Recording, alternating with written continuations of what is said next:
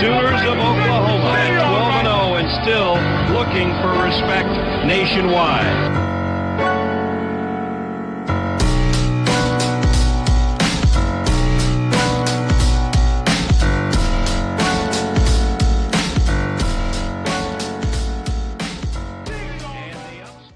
What is going on, Sooner Nation?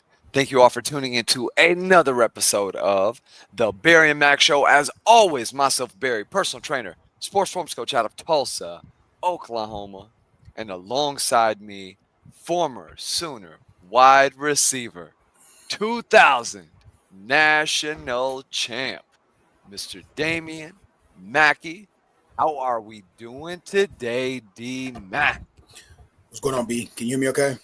Oh, brother, we hear you loud and clear, man. Blessed and highly favored. Happy Sunday to everybody. Hopefully you guys spend some time in your spiritual faith. I definitely want to spend some time with my Lord and Savior in that regard. Good. Saturday was, as far as I'm concerned, a really good win. I mean, obviously a lot of things to work on. I think today what I'm going to thematically speak about is scheme. I want to talk about some schematics that I saw in the game, some things that seriously concern me. I mean, obviously, the one everybody talks about is the offensive line. I think that's a Jimmy's and Joe's situation, but I think the scheme isn't doing them any favors, and so I'll speak to that. And then I want to talk about defense. By the way, I posted my 10 thoughts on OU Insider yesterday. I just couldn't help myself. I had a lot to say. Yeah. But I am going to record 10 thoughts tonight. So later on tonight, guys, I'll go live and you guys can participate in that. But Barry, here's what I will say. Good teams find ways to win. And the way we won that game, I think it's important to speak to. We lost the lead and then came back and scored a touchdown against a team that had essentially seized the momentum. And then we shut their ass down with back-to-back sacks in a drive where I would say Jackson Arnold wanted the opportunity to be a hero. Some of his quirks showed their faces again. If you guys watch my Twitter, Barry, I got I haven't checked today, but yesterday I had 10,000 impressions on my 10 ghosts. Earlier in the game, I was, and I'll speak to it today. Something that we did that was a critical error the first half that BV corrected the second half. But I said, if you don't give Jackson a clean picture, he sees ghosts. And every time we got a sack, I'd add a ghost. That's crazy, bro. The fans took it and ran with it. I mean, when RMT got the 10th one, I had 10 ghosts. That's and wild. I set school record. People, if you know, you know. People knew exactly what I meant by what I was doing. And we're gonna talk. I want to talk specifically around what was happening, right, to create those opportunities, and then what did BV correct that really helped the defense shut down a lot of things that were working against us in the first half. Yeah, well, we're going to dive into that. For those of you who don't know, I was at the game yesterday. The voice is feeling it a little bit. And I'll say, D-Mac, the environment from even 2 to 3 seasons ago, and this is before we get into the X's and O's and talk about performances of the guys, the environment at that stadium has definitely seen an uptick. There's still a ways to go in terms of overall presentation. The sound system, game to game, I really hope they eventually get that figured out, because trying to hear old Gerald McCoy on the big old screen over there, because they'll play the videos. Man, some of it is really rough, and fans, you know what I'm talking about. But the fan involvement in this one, D-Mac, and you all, if you were there, comment in the comment section. Make sure to like the video, subscribe. The fan interaction and the fan engagement in this one was some of the best I'd ever seen. I didn't realize the vitriol that some fans feel for Jackson. And it's not that Jackson did anything, mean or malicious. I think it was last year was so unsuccessful, and fans are so frustrated by that inaugural year that they were happy to see him go, but even more happy that he leaves and then comes back, and OU not only gets the win, but records a record in sacks and then gets the safety on him, man. Because there were moments in this one, and we'll talk about it, where it looked like Auburn might get the better of the Sooners. The offense, especially in the first half, DMAC, there were points where you could just feel the stagnation. I was awfully close to the sideline, and you can feel the energy of the offensive sideline just not being what it normally is for Oklahoma football. And before we dive into that, the Auburn front seven, they're pretty legit. Those they are going to. I think we're going to look back at this game, DMAC, and say at the end of it, Auburn definitely is going to be very competitive down the stretch in the SEC, and that this was a very solid win that Oklahoma was fortunate enough to come out from and not record this as a loss, because a season ago, DMAC, that this is very likely a loss with how things went. I know the Sooners won last year and things were close, but this one felt different even than a season ago, right? You don't have Hawkins coming in. You're not getting big explosive plays. You needed a game-sealing drive by your superstar, all-everything quarterback, who now 6 touchdowns, 1 interception, over 640 yards against Auburn and Michigan, 2 very stout defenses. So I don't think that can be overstated. However, as we're going to talk about, and I'm sure fans have some thoughts on different things as well, we're going to talk about areas where they can improve. And that's what we're going to jump into today, DMAC, because it did feel like Oklahoma had some stuff at various points in the game that they had schemed up for Auburn. But the general offense, and maybe this is where you're going with this because we didn't really do a lot of pre-show chat, the general offensive scheme, when they're just saying, we're going to run the stuff that we do, those were the things that did not feel like they had a whole lot of flow to them. The lineups in and out of the game on the offensive line. I know first series they go out there and they're running out Howland. The next series they're doing Fasusi, and I think Fasusi played one more series and then they pulled him. So that there are aspects of this offense that are still coming together. It was enough just to get the win, but bird's eye picture before we go into the position specifically, what are your thoughts about how the offense looked? I think we regressed. I am not certain how good Auburn is going to be this season relative to their opponents. I think they could be an 8-4 team. You know, Jackson Arnold has his quirks that I don't think they're going to be able to overcome. I think OU created a blueprint that other teams are going to emulate. Not that they'll necessarily have the D-line to – by the way, our D-line shut down their QB run game. The backers obviously cleaned stuff up, and the safeties did as well, but it was the D-line. They absolutely dominated. We'll talk about that position. David Stone, huge part of that in this one, I think. Jackson was by far the best player on defense.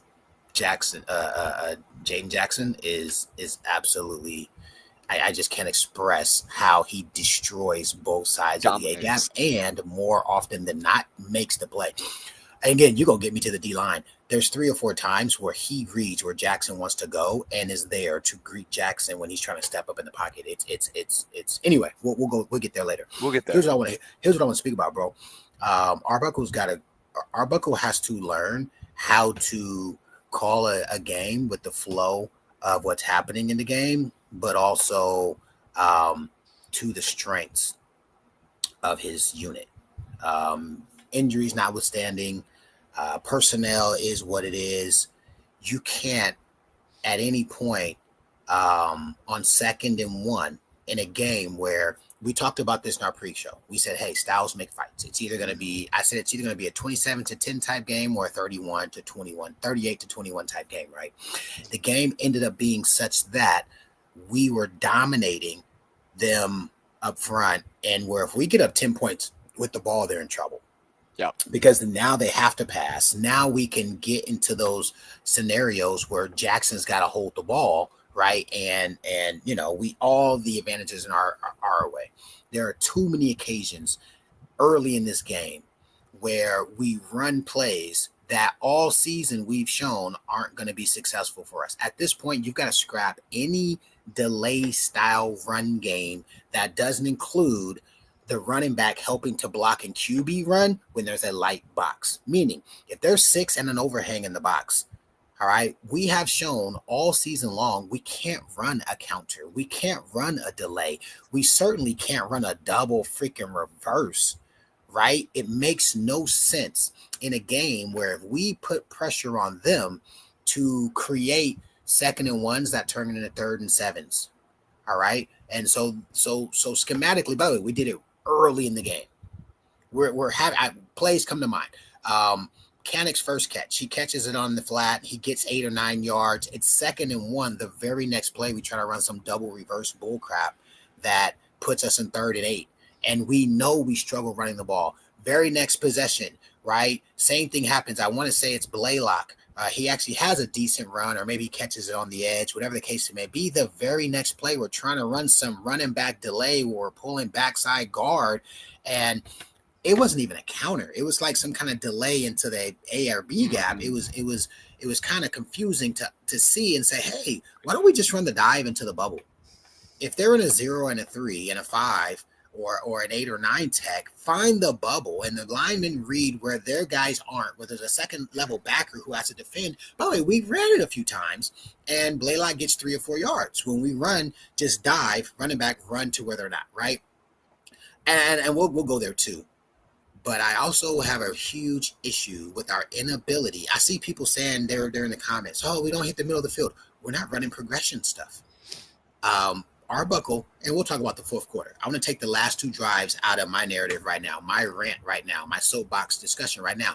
If you take the last 2 drives of the game out, at no point in the game do we run progression stuff where we're putting backers in compromising situations, overs with unders, sitch routes with with crossing routes, where the quarterback has an opportunity to read post snap what the defense is trying to do and take away, and punish them for whatever the deficiency and or weaknesses within the defense. We don't run it. We run, you know what? We run it on 3rd and medium one time, and Mateer, it's an inaccurate throw. He has Canick open on some type of in cut, and he just misses it, right? So I will kind of back up there, but very problematic to me that anytime we're getting momentum, we don't have some type of mainstay that we can say, hey, this is a play that maybe worst case scenario, we get tackled at the line of scrimmage, but best case, this is a play we can hang our hat, we can get 3, 4, 5 yards. I'll tell you what he did do, because I was pissed. I spent a lot of time on Twitter. Twitter was smacking yesterday. We had a good time. Right. We had it going. But I said, hey, we need to, and I'll speak to it later. He did at the end of the game, and then you can see those guys started getting some momentum. So I think my biggest gripe, and I don't care, I'm just speaking for me, my biggest gripe is not the O-line. One, we know our O-line is not going to be the best part of our team. To see what they do week in and week out, it doesn't surprise me. We've got to improve. We got to recruit better. We've got to develop more. I think Beatenbow is a guy that has to start answering to some of the concerns with the scheme, the talent, the lack of push, the lack of physicality. Like, those are all aspects. We're 2 years into the SEC. We knew what we were going to be getting into. At a certain point, you cook the ingredients, you go to the grocery store and buy the ingredients, right? You're the individual who's creating the pasta, whatever it is. Like, damn it, when it don't taste good, when we eat it, you got to be the individual who's responsible, the cook, the grower, the buyer, the whole nine. And so I think part of that is an issue. I think there are answers, though. The bigger issue was, to me, Arbuckle shows me that he still got some growing and developing to do. He made the calls at the end of the game when it mattered the most. But Barry, we should have won that game by 17. Or we should have lost by 10. Listen, those 2 throws that Jackson misses are throws we can't anticipate other quarterbacks missing. The Coleman cooks 12 on the same hitch and go that he cooked Gullery on. Gullery's right there, and we'll talk about DBs in a second.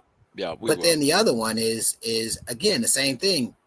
I think he's in the slot, and he just misses them. Jackson misses 2 70-yard or 50-yard and 70-yard touchdown. That makes the game totally different. But Arbuckle, guys, go back. It's the drive before they score. It's the end of the third quarter. I remember exactly now because when they changed directions, third quarter to fourth quarter, we kicked the field goal. But we're driving. We're up 5, I believe, or whatever it is. Because I think we're up 6, 5 or 6, whatever it is. Which means if we score here, no, we're up 3. I'm sorry, we're up 3, and if we score here a touchdown, we go up 10. Okay, we've got a little bit of momentum now. Yeah, okay, we're picking up the quick game. He's making what Arbuckle did is adjustment. He said, "Hey guys, we're gonna run quick game, and we're gonna run a bunch of junk routes, stop where they're not, hit them in the window, right?" And again, Leach, it's one of Leach's pivots. If things aren't working, we're gonna go junk routes, and they're not really junk routes. You have what are called slant stops. You have hitches. You have quick outs. You have curl outs. What it is the quarterback and the receiver have chemistry on. If I have something with an in cut, the in cut is either a cut, a sit, or a stop. If I have something with an out cut, the out cut is either a cut, a sit, or a stop, right? So I curl out, I roll out, or I roll out and then sit in the window. And it's a great zone beater when teams start running zone. Anyway, go watch that possession.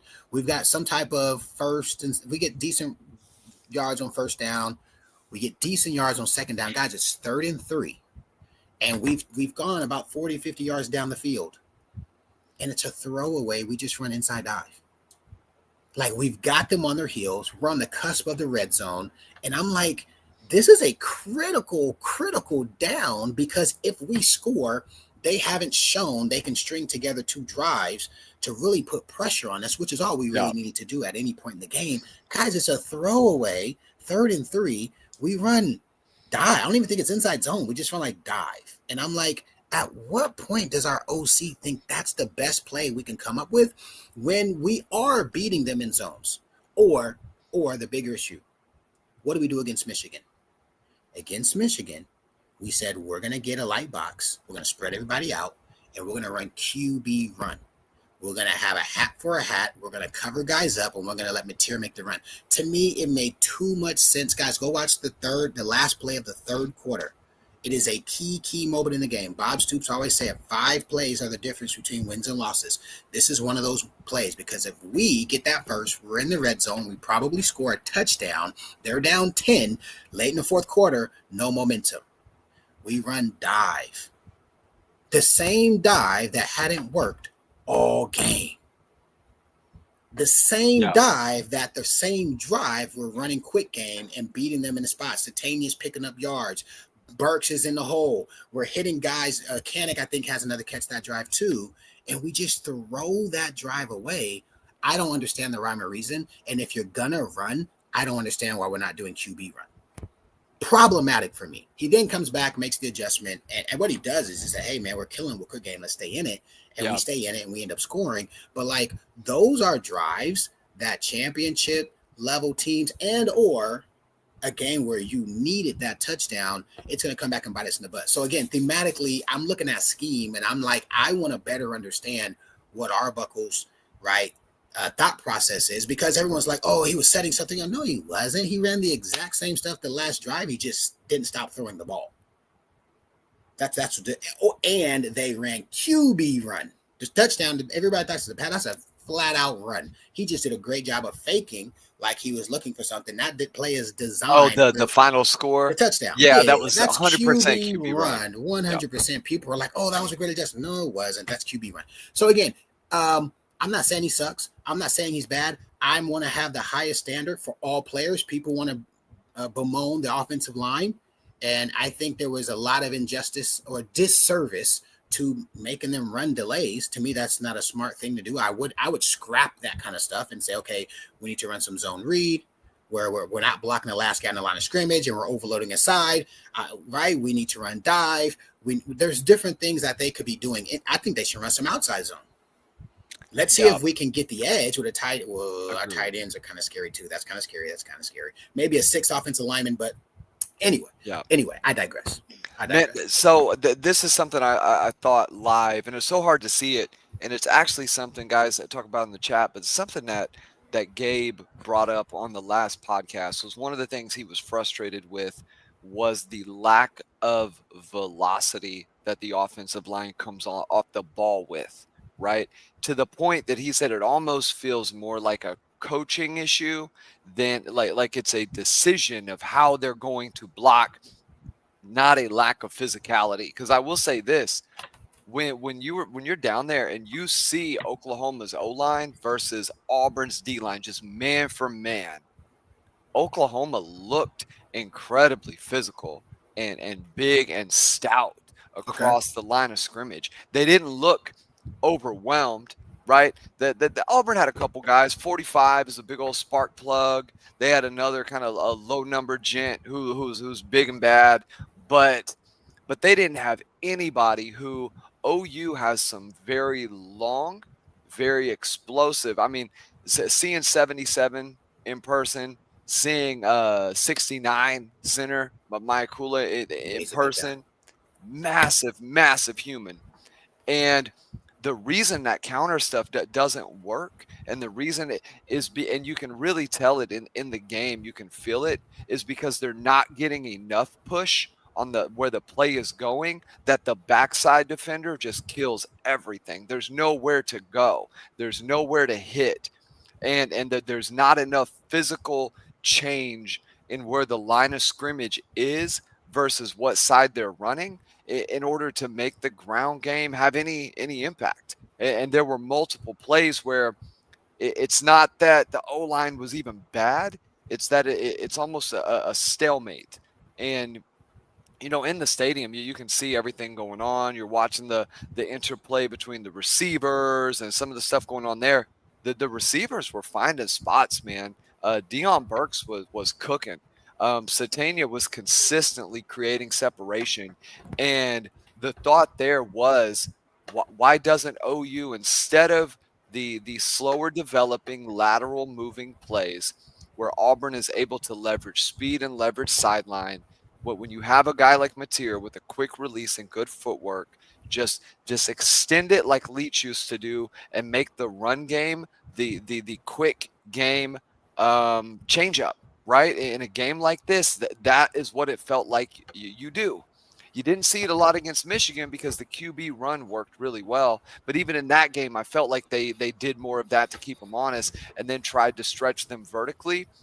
I felt like there were adjustments there that could have happened, but you still have, I think, wasted plays with Barnes back there. That there's a play where Mateer rolls and escapes out of the pocket and has Barnes, who I don't know if he walks into the end zone, man. He crawls Does he? in. I couldn't quite tell over there. He crawls in. He crawls in. You got to make that. He could bear crawl. Just stay off his knees. He could have bear crawled. You got to make that catch. You got to make that catch. That was such a crucial, critical play. I know it's a tough grab, right? Maybe the ball was there. It was just reach up and catch the football. Like, that's not. Yeah, no. You got to make that catch. It did feel like Mateer. He felt pressure in this one a little bit. I think the defensive line for Auburn had him trying to make decisions a little quicker. And one of the things that I thought late in the game, D-Mac, and the reason why they had success was he just stood in the pocket and said, I'm going to take some hits. I'm just going to have to not try to be so quick on the trigger and quit getting out and just stand in there and make the throw. There was a throw he had. It might have been the one third going into the fourth. I think it might have been that drive where he had multiple throws where he's just sitting in the pocket delivering the ball. And to me, it was more of a mindset shift than anything else. But let's start with Mateer. Just going position by position. How do you feel that he played in this one? The Michigan game was almost a different game plan. It felt like, to some extent, 100%. A different scheme. So you go and play Auburn, who, again, stout D-line, probably a little bit more speed at certain positions, but I think fairly comparable, if not quite as good as the Michigan defense man for man, but certainly more experienced, especially in the back end. I felt like they got more players there. But what were your thoughts of Mateer's play? I said this earlier. I think he reminds me of Bake in the sense of the hotter the moment, the more he rises to the occasion. He missed some throws that were pretty critical. I think he did a decent job based upon the plan that they gave him. You know what I mean? I also think he did a decent job considering the lack of a run game provided to him. I'll tell you this, he makes a critical error. The game's over in the second quarter if he doesn't fumble the ball in that exchange. They run some type of delay concept or some kind of zone read or RPO. I don't know if it's zone read, but they run some type of RPO concept. He decides to take the ball and he just lets it fall. I think and I think it's the 30-yard line. So we're in the cusp of field goal range ourselves, but we're moving the ball efficiently. We've got the kind of the short pass game cooking. So we always put ourselves in the situation to give them life. And I would say he probably would want that play back. So I think, again, if we get up 10 with the ball at any point, they are pretty much cooked. And we kept shooting ourselves in the foot when opportunities presented ourselves. Speaking specifically to his play, I think he played like you want your veteran QB to play when it matters most. And he made some great balls. That ball to Satania that they tried to say was an incomplete pass is a beautiful ball. Did you see how he threw it? He literally threw it from his hip. Like he sidearms that thing and got the arrow. It was pretty interesting to see how he got it up. I like our QB. He was not perfect. This was not his best game, which I think is good because even when he doesn't play his best game, he gets the job done. I just think he's also extremely physical. It's crazy to me to see him kind of shuck people off him when he's kind of scrambling. He can just kind of throw people. Man, he's bigger than I thought. He is 500 pounds, 500 pounds squatting, bro. Like you're not a little dude. If you, I could never think. I wouldn't even try to squat 500. I think my squat max was 405. Receivers, we had to do 3. What is 3 plates in a 25? 315, 365. 365 or 405 is what we had to do. I did 365 for like 7. I did 405 for like 3. And by the way, that shit hurt like hell. I was like, I'll never again. But him to squat 500 tells you a little bit about his power and explosion. Overall, he played great, relatively speaking, to what was needed when we really needed him. And I can appreciate that.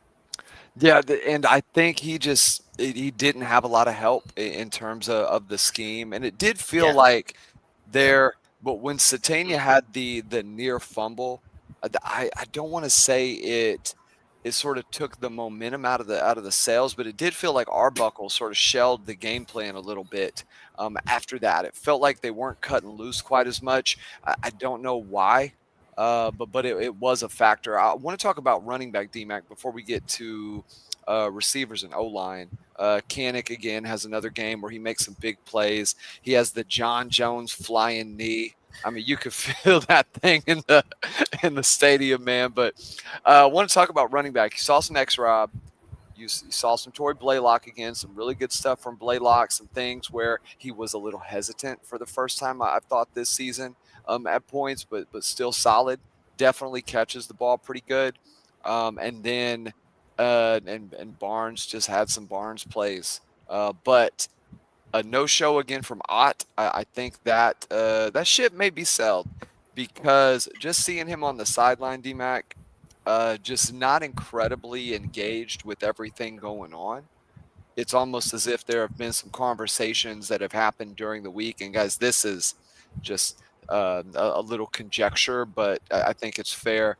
Almost as if some conversations had been had during the week leading up saying you're just not going to be involved with what's going on in this game. So there were some things at the very end where he was more in the offensive huddle or right outside the offensive huddle, but never was he an integral part like you saw with X-Rob being in there. He was always in the thick of the conversations. You saw other guys being in it. So I'm curious to see how that plays out for the rest of the year. But running backs, D-Mac, so seeing from your angle, from your vantage point, how do you feel that they fared in this one?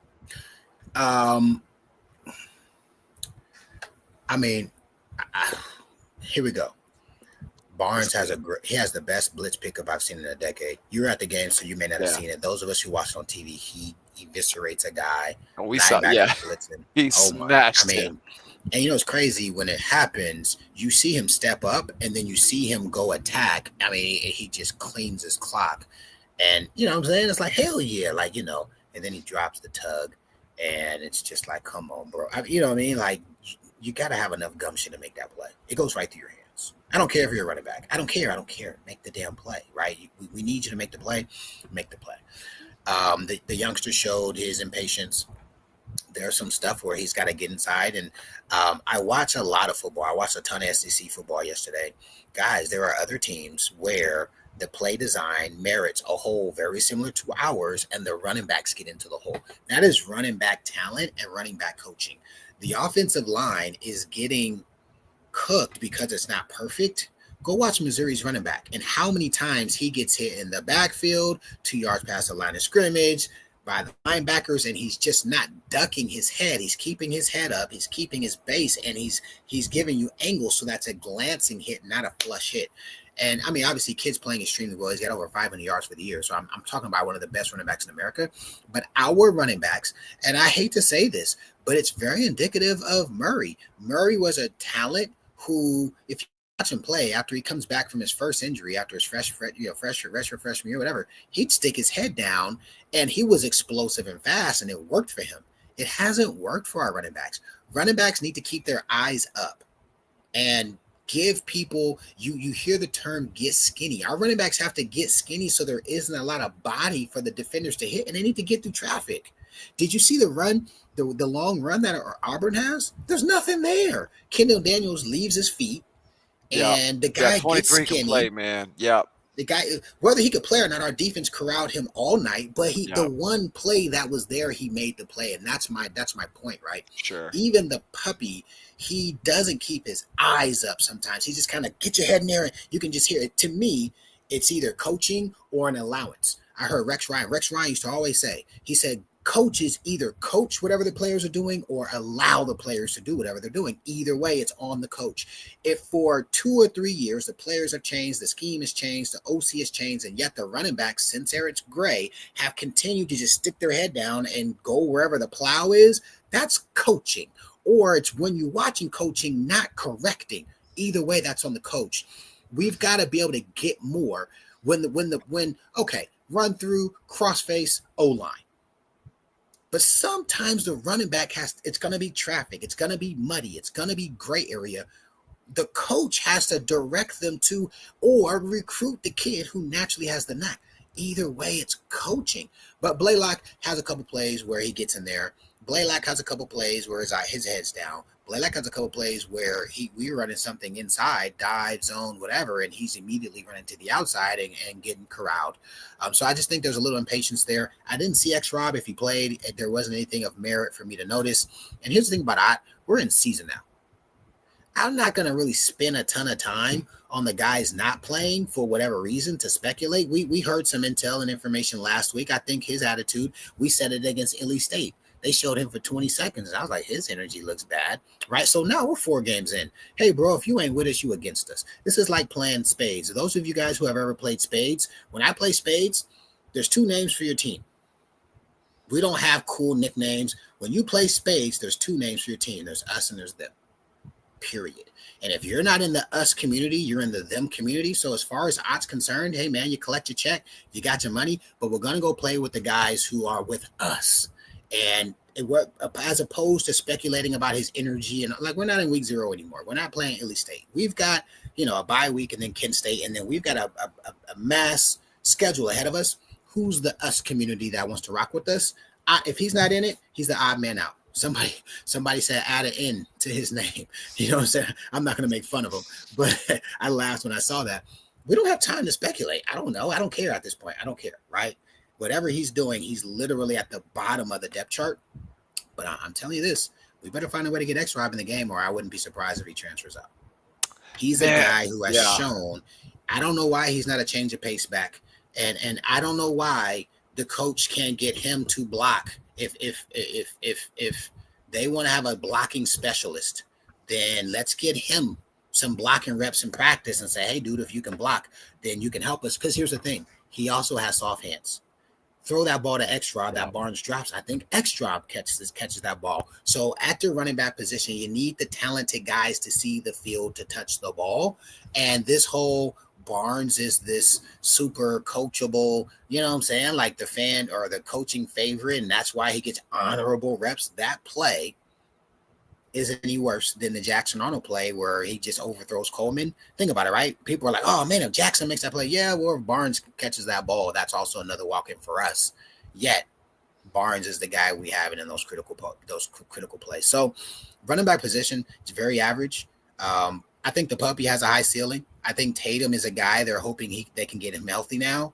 But I just feel like I don't have a great answer or reason why X-Rob isn't getting more opportunities. If it's blocking and it's why Barnes is getting reps, then he needs to have steep competition in practice, because all those other guys can do way more with the ball and be a way bigger threat against an opponent.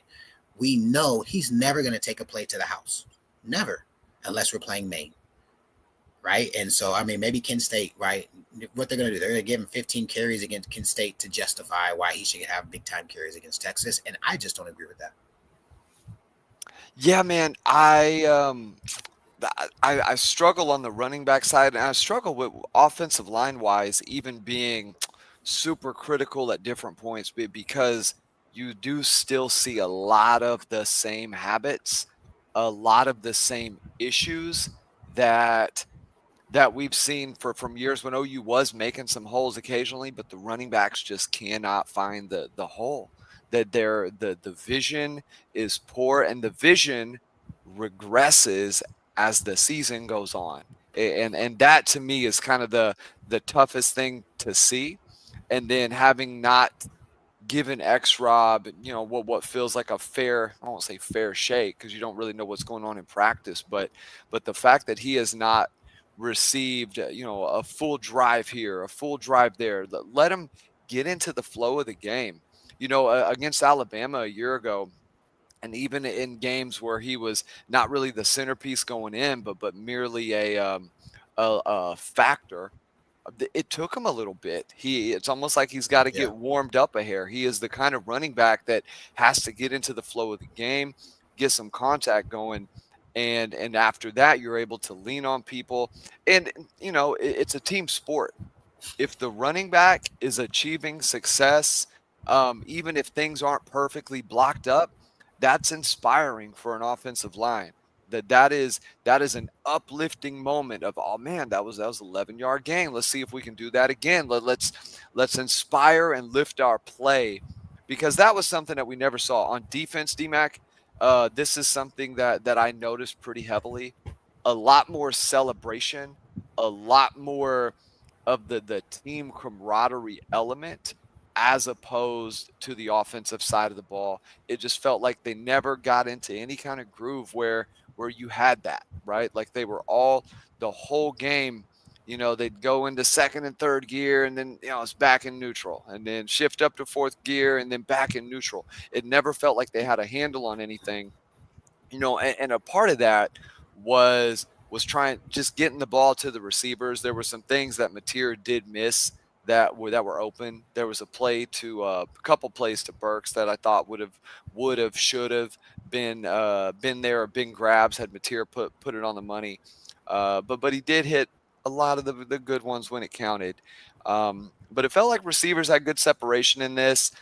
Jermichael Carter, a lot of plays, doesn't really get the ball coming his way. I will say this, man, he is a good blocker.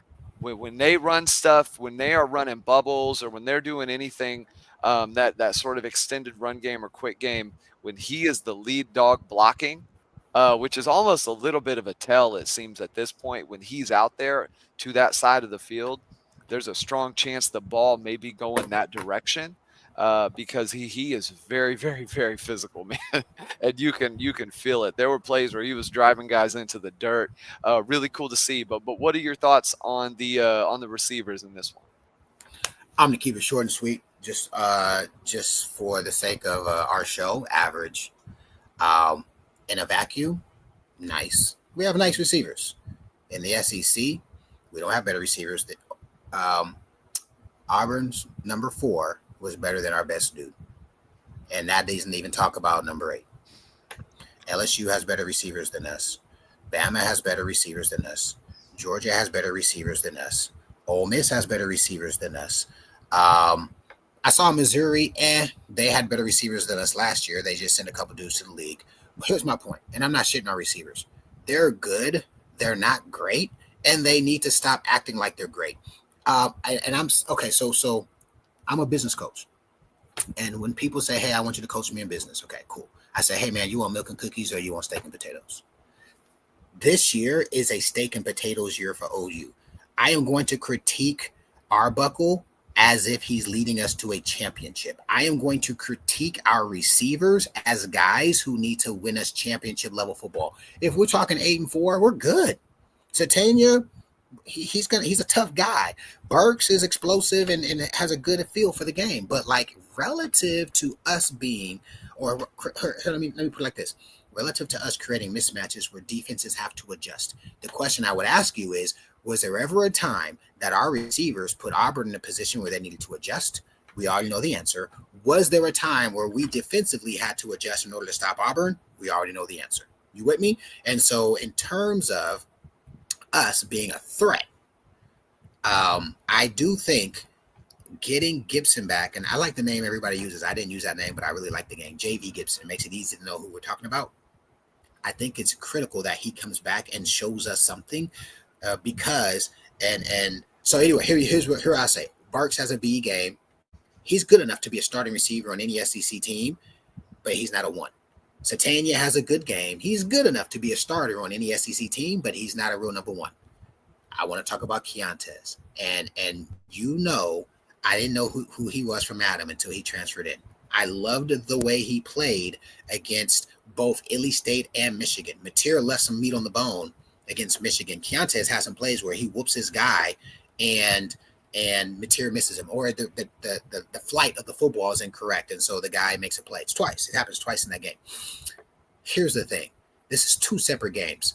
And Jarrell Jackson did this, and I'll never forget, Spurrier would never let him hear the end of it. We're playing whoever the hell we're playing in 99. Jarrell catches a curl route. It's probably Texas. I don't know who it is. I forget. And he's expecting to get hit, and he kind of like falls down because he doesn't have faith in his ability to like catch the ball, be a threat, go make a play.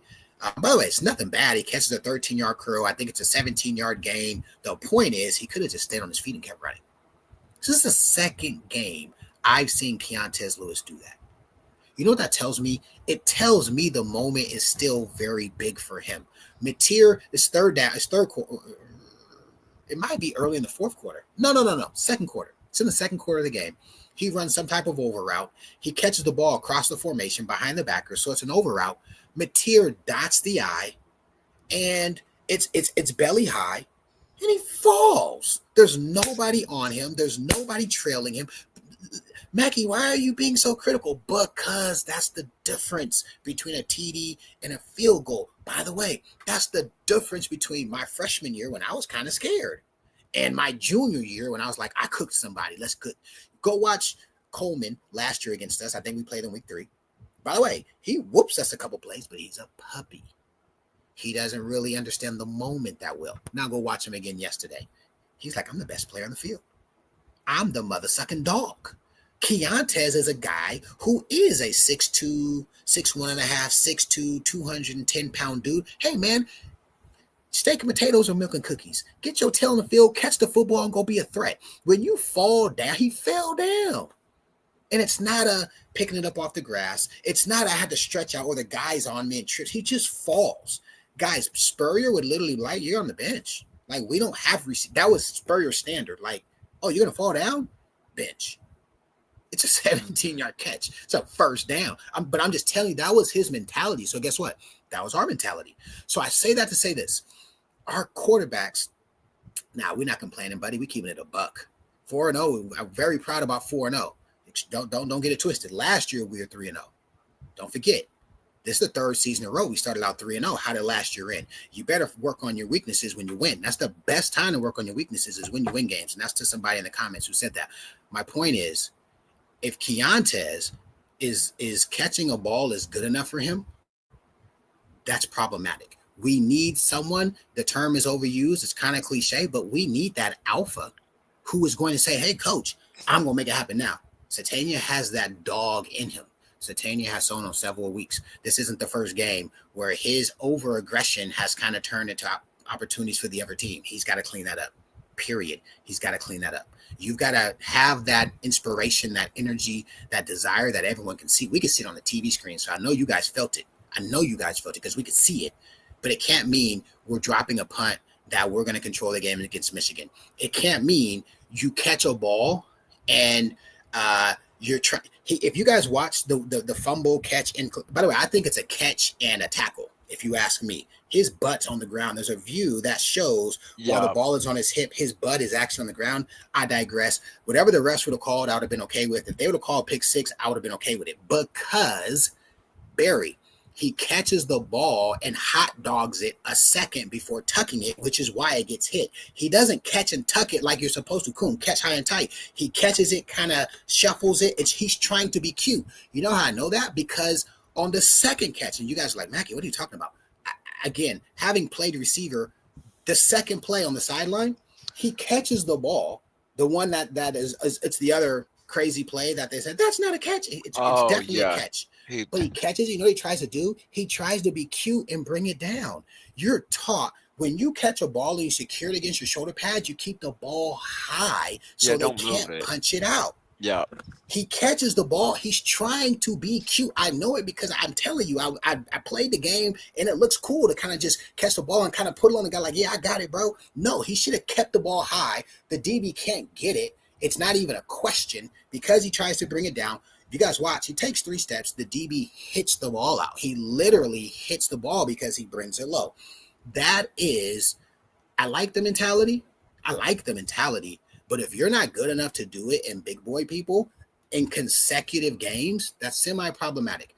People, again, I don't know if people feel I'm overreaching, overreacting. Honestly, I don't care because this is something I know extremely well. And at that position, neither of those two guys, I would be like me wanting to be the alpha in 2000.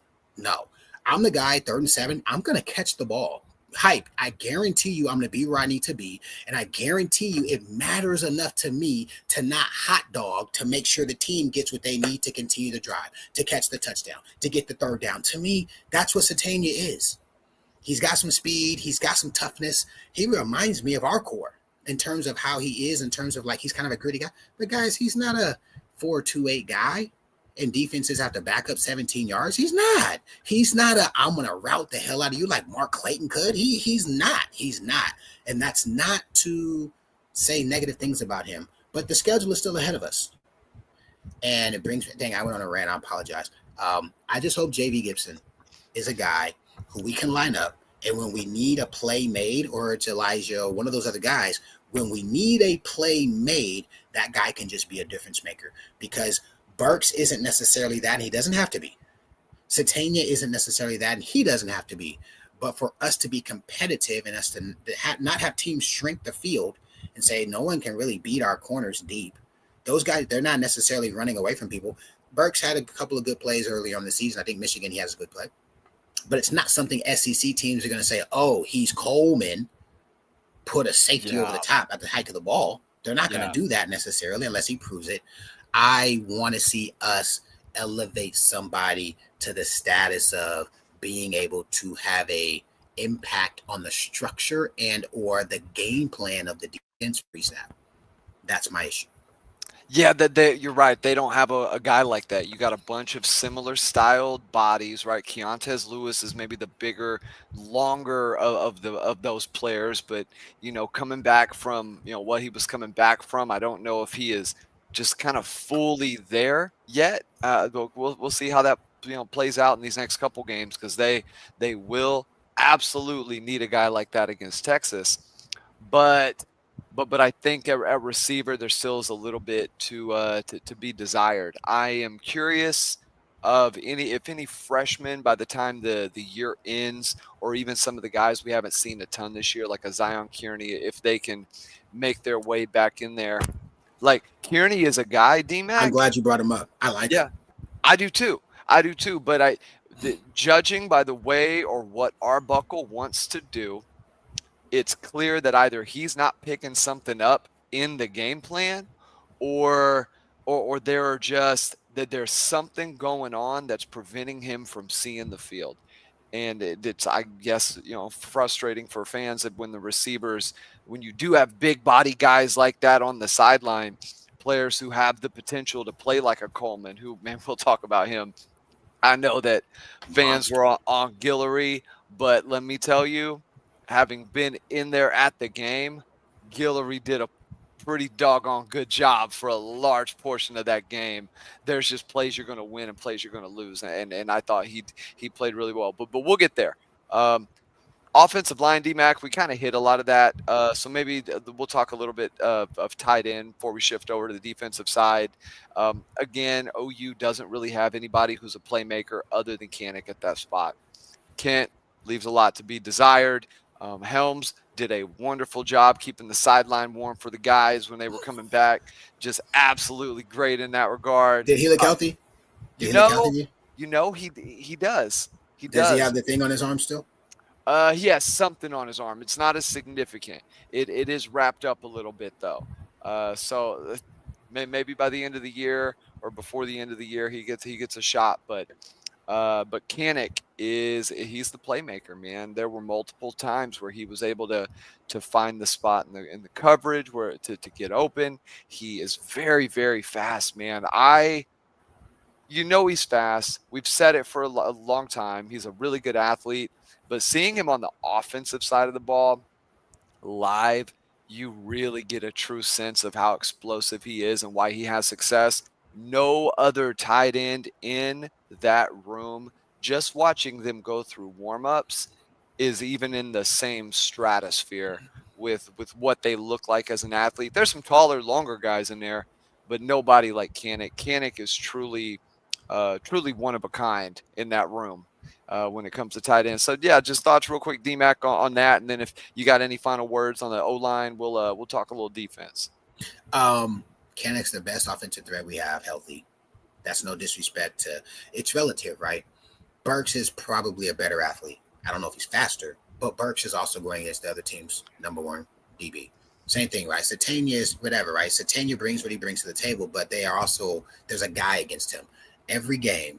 Unless defenses change their scheme, which then we can then pivot and change our scheme, Kanik's going to have a mismatch against whoever he's facing. And he has shown every week. Honestly, I'm steak and potatoes or milk and cookies. Milk and cookies, we're 4-0. We found a way to win. Hell yeah. We made the plays when they mattered. Steak and potatoes is why aren't we highlighting? We highlighted the hell out. What's the kid's name? LSU? End around. Throwback pass, triple reverse. I forgot his name. Y'all know. Yeah. Yep. I'm granted different OC, but to me, we got to manufacture ways to get Kenneth the ball. Yeah, his first touch is a fumble. Since then, he's high and tight. He is extremely fluid.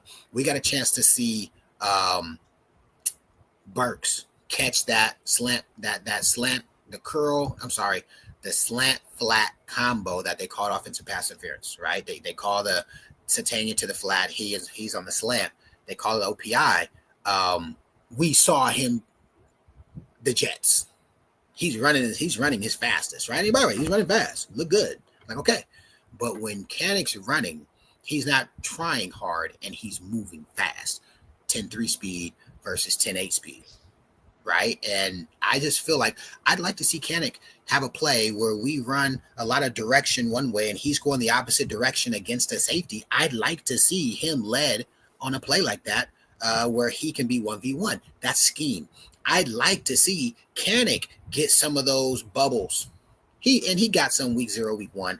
But I think that's something he needs. We need to find a way to give him 5 to 7 touches a game, like manufactured touches. Yeah. Manufactured touches for Burks.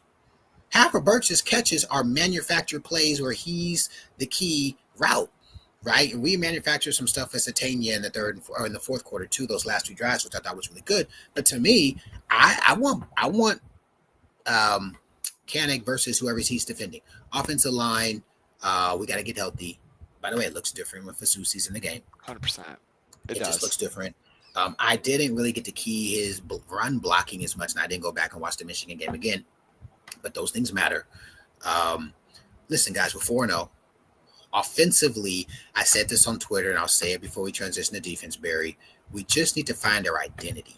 Do I have faith that Arbuckle will find out what our identity is? Yes. And when I say identity, I simply mean there were certain plays, zone, man, blitz, often soft, that we were going to run because we knew how to run them in any situation. They were our identity. We're running ace flip 96 Z post. We're running blue open 35 draw. We're running ace open 6F shovel pass. Those are plays, regardless to what the defense is doing. That's our identity. And we had confidence that if they showed something different post snap, if they lined up bump, that when we expected zone, we could run our stuff. Arbuckle needs 3 to 5 run plays, probably 1 or 2 QB, 1 or 2 running back, and then maybe 1 outside or misdirection. All right. He needs 3. It seems to me like he has his stuff in the pass game. We went to his stuff in the last 2 possessions and we started to cook. You could see the chemistry. The guys knew where to go, where to be, and they found success. But in the run game, I'd like to see him say, okay, let's just, by the way, I say this with no malice towards our team, but let's just assume we suck. Okay. Some people are going to take that out of context, or some people are going to laugh and say, we do suck. We don't suck, guys. We're 4-0 and we played against some good friends. Yeah. But let's just say we suck at running the ball. What 3 or 4 schemes and or plays do we suck less? Or do guys know exactly who they're supposed to get? So minimally they can put a hat on a hat.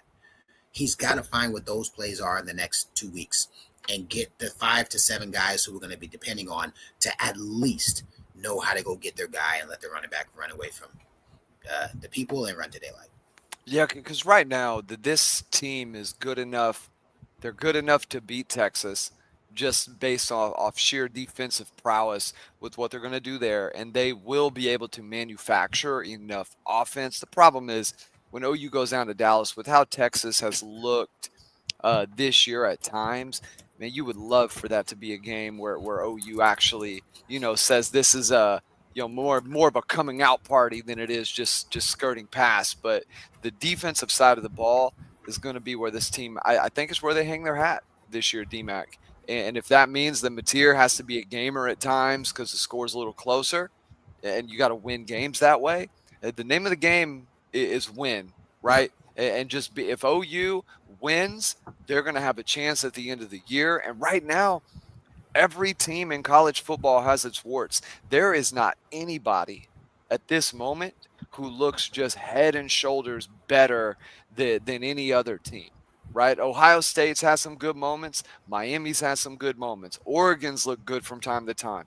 LSU, all of these teams have performed well, but none of them are a Georgia 3 or 4 years ago, and Alabama 6 or 7 years ago, and LSU in 2019. There's not a team like that out there right now.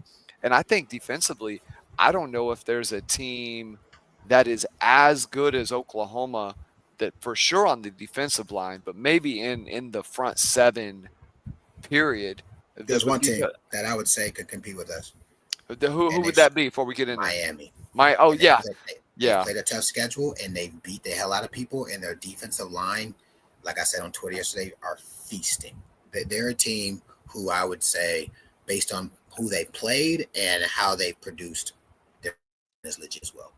And, man, you know what they do with running? I would love to see them employ I would love to see OU employ some of the run game stuff that they do with X-Rob. Like they will get on and I guess it's an outside zone where they just essentially almost go hat on hat, and their running back just plows that line of scrimmage to whatever the play side is, and they are burying guys and turning them in. And I mean, and it seems like they play with a little more speed in the run game. And maybe this is to Gabe's point of kind of the pitter patting and stalemating that you see with OU right now. Miami, they really get off the line of scrimmage. But back to the defensive side of the ball. A couple things, because we're going to go D-line first here. You brought up Jaden Jackson. I think Stone was excellent. There were multiple plays, D-Mac, and maybe you could give me some inside baseball on this, where Stone is not even trying to generate pressure. he is literally patting his feet, just shucking the lineman, but basically keeping everything in front of him as to what it seemed like almost play a spy at the line of scrimmage on Jackson. And then was athletic enough. There were multiple plays where Jackson tries to get upfield and Stone or Halton or Williams make the tackle late, right? Kind of that right at the line kind of tackle.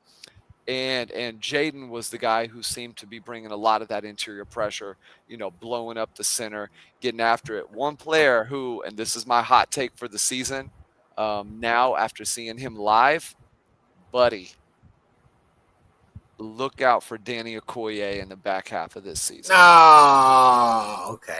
I remember I said a couple weeks ago, I said, bro, who has the best body out of all the DNs? I said it's Okoye.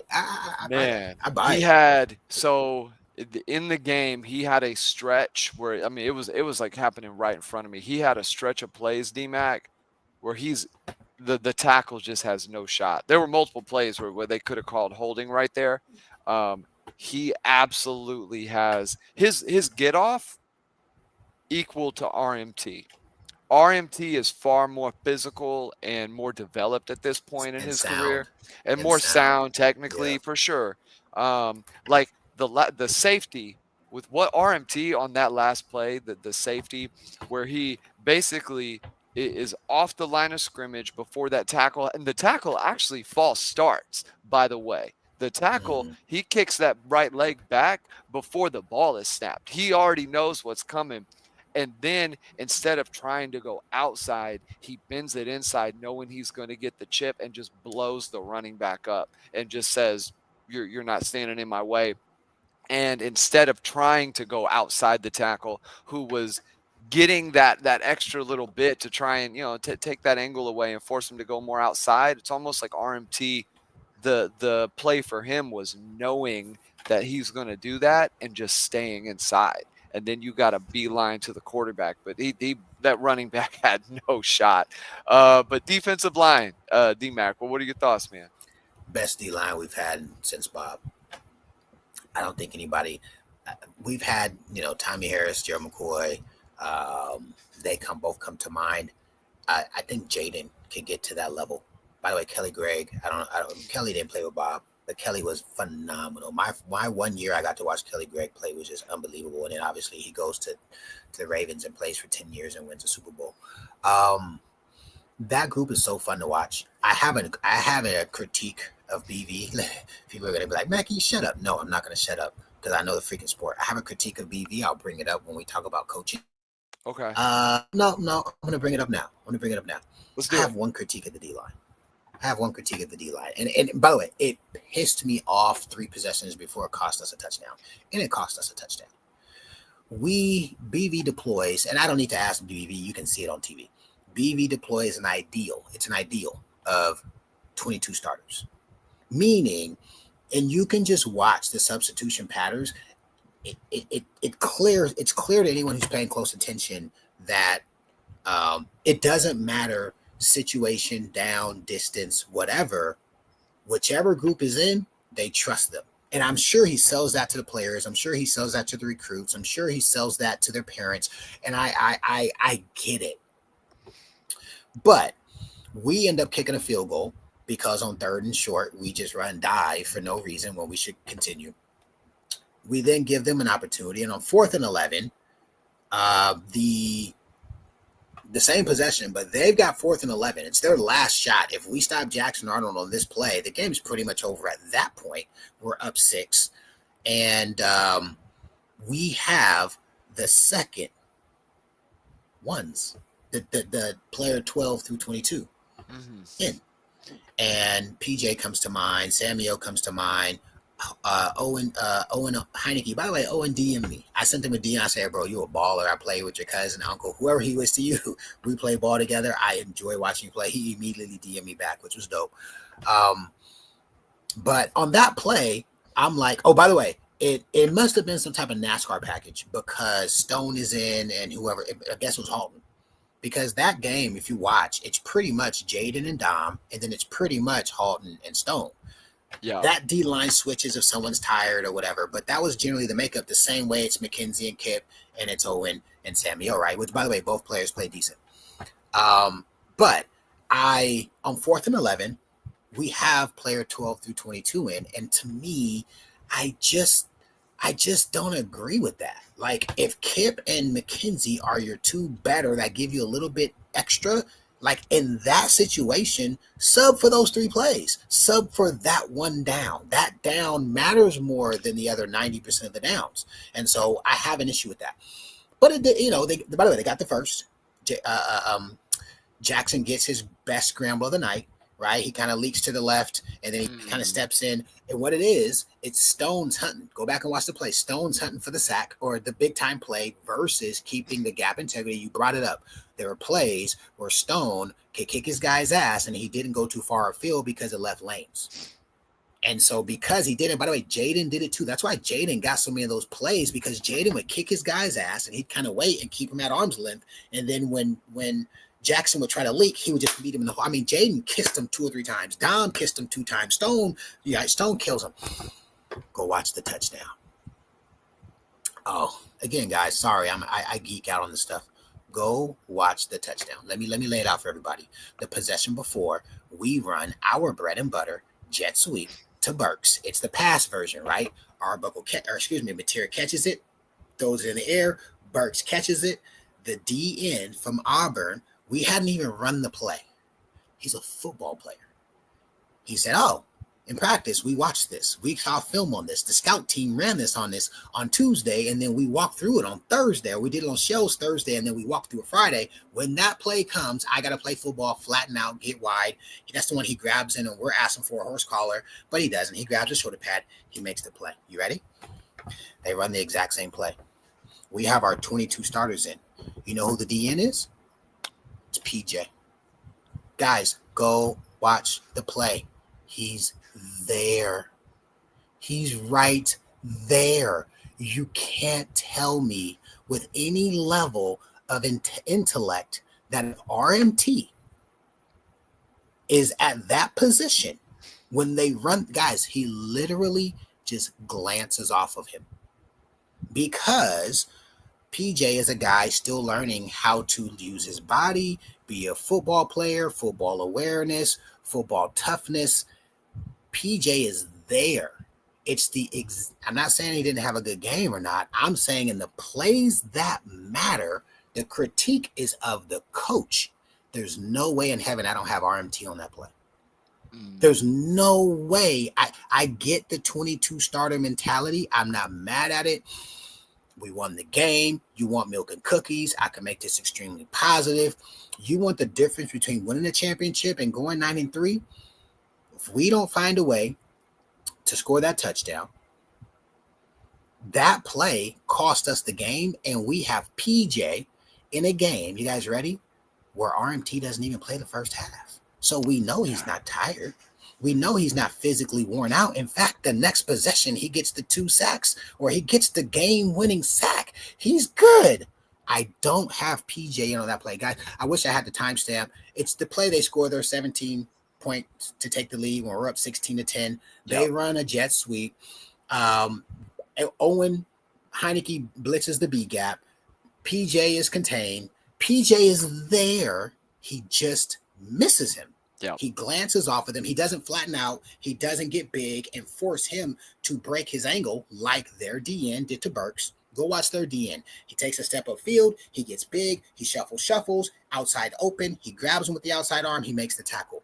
The exact same play. PJ just kind of pulls the trigger, glances off of him. Kid scores the touchdown. My critique, steak and potatoes. There's no way I'm BV and I let PJ take that snap. That's just me. That's like saying Roy and Brandon Shelby. Brandon Shelby played a ton. You mean in the 1st and goal against Nebraska because it's Shelby's turn? Shelby will be like, coach, right? Like, no. There's no comparison between RMT and PJ, with all due respect. And PJ's a guy. Yeah. We talked about it. I think the light bulb continues to go on. These quality reps are going to help him. Next year, he's a dude who continues to help the team. But I'm just telling you guys, that's a play I don't have the 22 starters philosophy. I need my best 11, regardless of whose turn it was. Man, and this is more of a side note. BV has done it. uh, So the zone blitzing, having your DNs dropping coverage has been something that, teams have done for a long time. What was it, the team that kind of pioneered that? Was that the Buccaneers in 2000? Were they the ones who like really brought that into 22 starters? Yeah, no, I'm talking about just the zone blitzing, dropping your DNs and bringing another player to come in and fill and bring that pressure. When It was wasn't the that? Bucks. Bucks were Tampa 2. Yeah. And they would take their middle backer and sink him all the way into the hole, or all the way they Okay. carry. And they were a wide 9 team, so their DNs are That's coming right. field. They had Simeon Rice and Warren Sapp and Yeah. those guys. No. Zone blitz. If you give me, I could actually, but it's not Tampa. Tampa 2 is Okay. not Wasn't that Tampa. philosophy. Okay. Yeah. So, what I think is interesting that BV does, and I notice it more in this game, part of it's just being there. You're seeing the field, you're seeing collectively what's going on a little more, and you're watching the game differently. The amount of times that they asked MJJ, the amount of times that they asked RMT, the amount of times that they PJ to just go cover somebody. Oh, whoa. Oh my God. There's another play early in the game. I'm sorry, bro. I'm sorry. Go for it, dog. Okay. I want to know. So That's why I'm here we bringing it go. up. Here we go. Let's Again, go. so I thought it was fascinating. Yeah, go ahead. Are you talking about the play that they had RMTs? I mean, not RMT, that they had PJ Spine? Did you watch? There's a play. Yes. Okay. So no, go ahead. This is first half, right? Yes. Yeah. Yes. Go ahead. I'm so upset. However, I'm not totally upset. Thank you. I gave BV 89. So by the way, my score I gave, and I'll do this on my 10 thoughts, but I'll tell you guys right now. I gave D-line 96. I didn't give him 100 because of PJ and because of Wine. Because of PJ and because of Wine, they could have got 100. They should have got 100, but they got a 96 because of coaching too many guys, 22 starters. They have PJ drop. And I'm not mad at him. He's a DN. Okay, yeah. So, but he looked extremely unathletic on the edge trying to contain Jackson. But Wine, everybody knows the play. The first touchdown possession, they should be punting the ball. But Wine is a DN that has been coached not to be physical with quarterbacks as you get closer to the sideline. And Jackson proceeds to take a beeline like he's running out of bounds, turn his hips because he's a good enough athlete, takes 5 more steps, gets 6 yards. And Wine, you can see, I think it's RSJ, like, what are you doing? Why'd you do it? You can see him go up to him like, bro, you had him. But I mean, you can tell, right? Wine is a guy who's like, hey, bro, I didn't want to get a penalty for hitting him out of bounds. I said it earlier in the game. I posted it on Twitter. I said, man, I hope that doesn't come back to bite us in the butt. Not that Wine did it. I don't have an issue with that. Zero issue with that. I actually sympathize with him. Mm-hmm. Like, that's a tough call because quarterbacks are going to get the call if you hit them one step out of bounds. They're going to call it. Especially bigger body like Wine, like the big dude. Yeah, for sure. But the philosophy, that's where I was kind of like, Coach, if we leave them in space and they've got to try to tackle Jackson with no lane integrity, he just has a 2-way go. They're not even going to touch him. The play you're talking about, PJ looks like an old man with a walker in space. I'm like, oh shit. Yeah. And so anyway, it brought back the whole point of the 22 starters with scheming guys in positions that they weren't extremely comfortable in. Anyway, I just thought that was, I don't want to crap on PJ for that one, but he looked terribly unathletic in space. You're totally right. And I think the bigger point is you have a few guys who can do that. I think RMT is going to be able to do that kind of stuff because, one, when they recruited him out of high school, is one of the reasons I thought he would be incredibly successful, was that dude could almost straight up cover an athletic tight end one-on-one. Like that kind of athleticism. I think MJJ, Marvin Jones Jr., I think he also has that in his game. And there were multiple times where they're almost playing him as like a Willie backer more so than even a D end. So the BV is doing some stuff. You're right. And I think that is the vision that they have for Okoye as well. For Okoye, that you could just do so much with him. And again, a guy who you could play him as a will. You could play like a big will, or you could put him at edge, like whatever you want to do. Put him in the middle of the They defense. used him like that last. Remember Ole Miss? They did that with him. Me and you, after the Ole Miss game, we lost. They do a zone blitz scheme, and they have a Koye who steps back, and he's the guy holding on to the flat, and he looked extremely natural in that position. So to your point, what you're exactly saying, Okoye, I think, can pull that off much better. And RMT was playing Willie. Did you see that? They had possessions, fourth quarter. RMT is playing in the B gap as a backer type. Yeah, I was like, okay.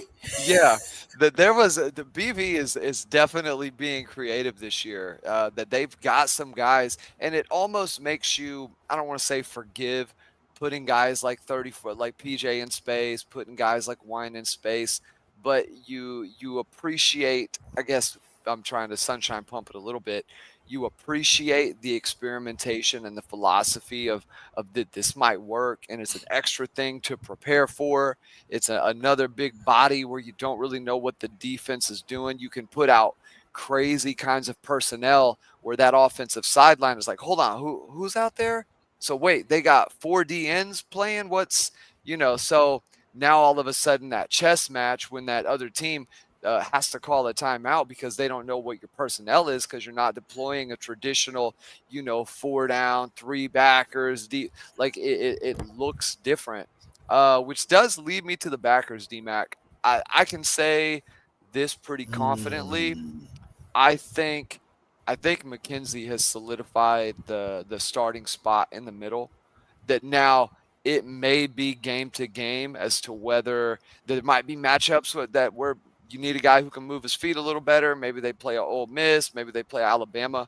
But I think McKenzie, not only from a physicality standpoint, has secured that spot.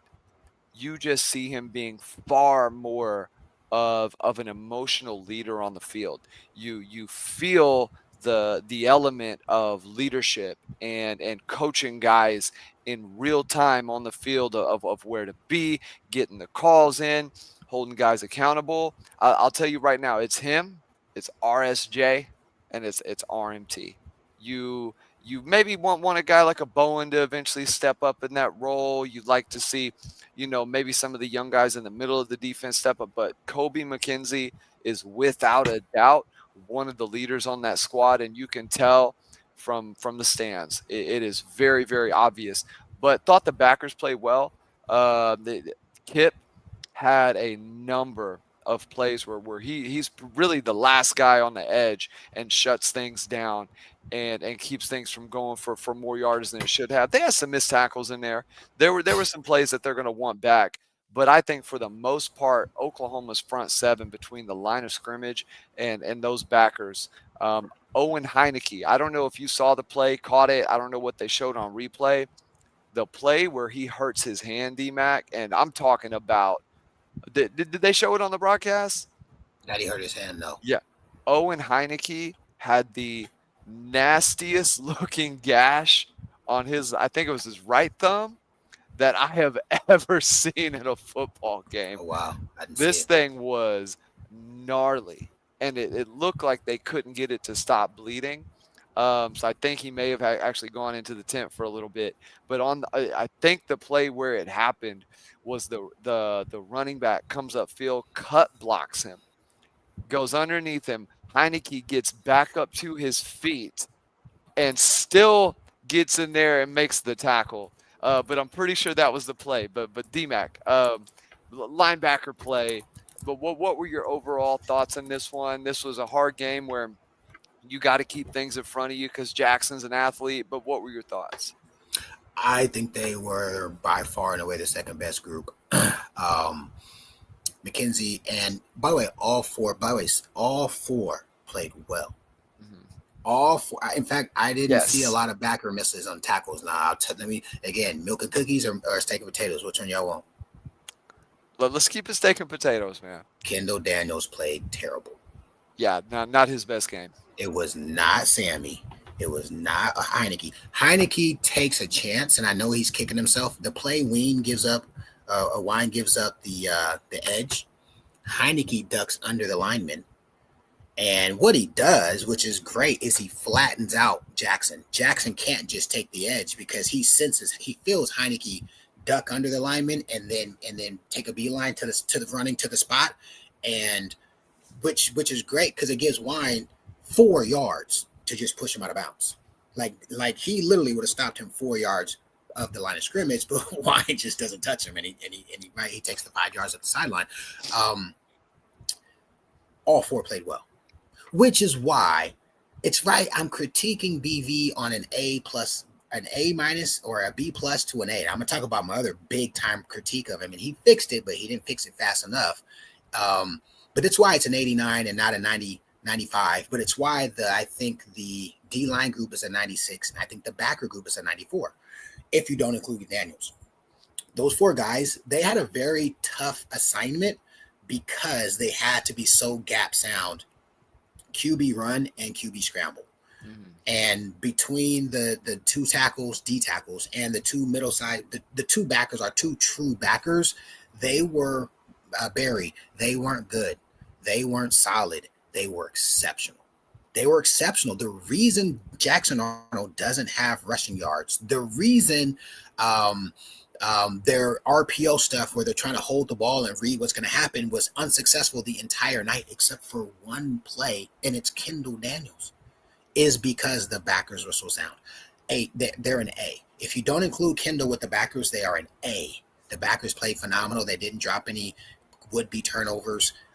They killed it. I was very impressed. Kendall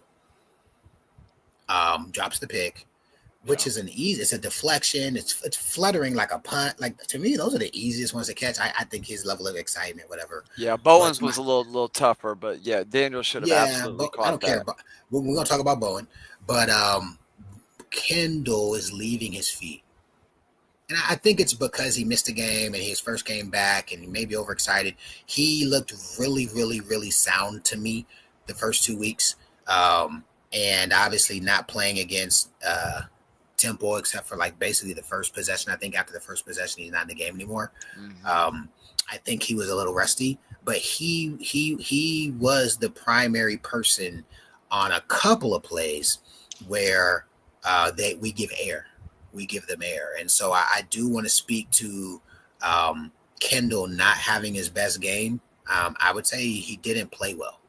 Just kind of to speak to 2 plays come to mind. The big run play, he leaves his feet, doesn't need to. He just needs to run through the tackle, bring his hips, bring his arms. It's a 1-yard loss. He gets a TFL. There's another play where Jackson steps up in the pocket and Kendall's there to get him. Again, he doesn't run his feet. He leaves his feet instead, and Jackson gets like 3 or 4 yards. It probably is a sack, or at least right there at the line of scrimmage if he doesn't leave his feet. And then obviously the missed pick and some of the stuff early in the pass game, they were trying to pick on him. I was impressed early in the game. They tried to run a corner on him, and he was right there.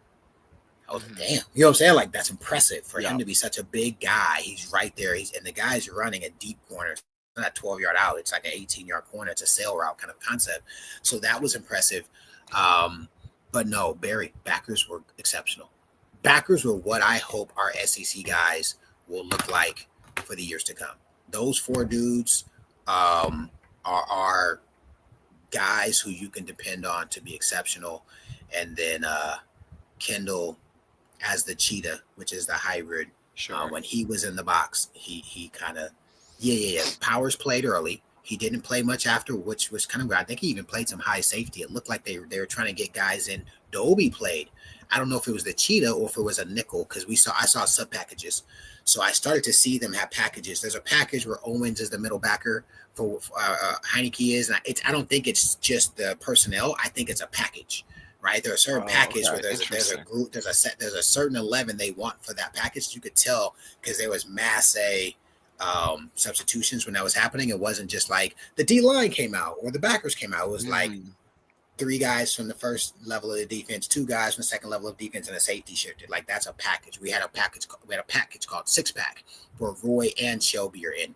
We had a package called 5-spot, right? Where like it's nickel, but it's a different group. They want an ante in. It looked like he had some packages that we deployed later in the game. Anyway, backers were great. Have no issues. Kendall Daniels, if we want to speak to that, he was the issue, and I would put the cheetah with the safeties for the sake of that.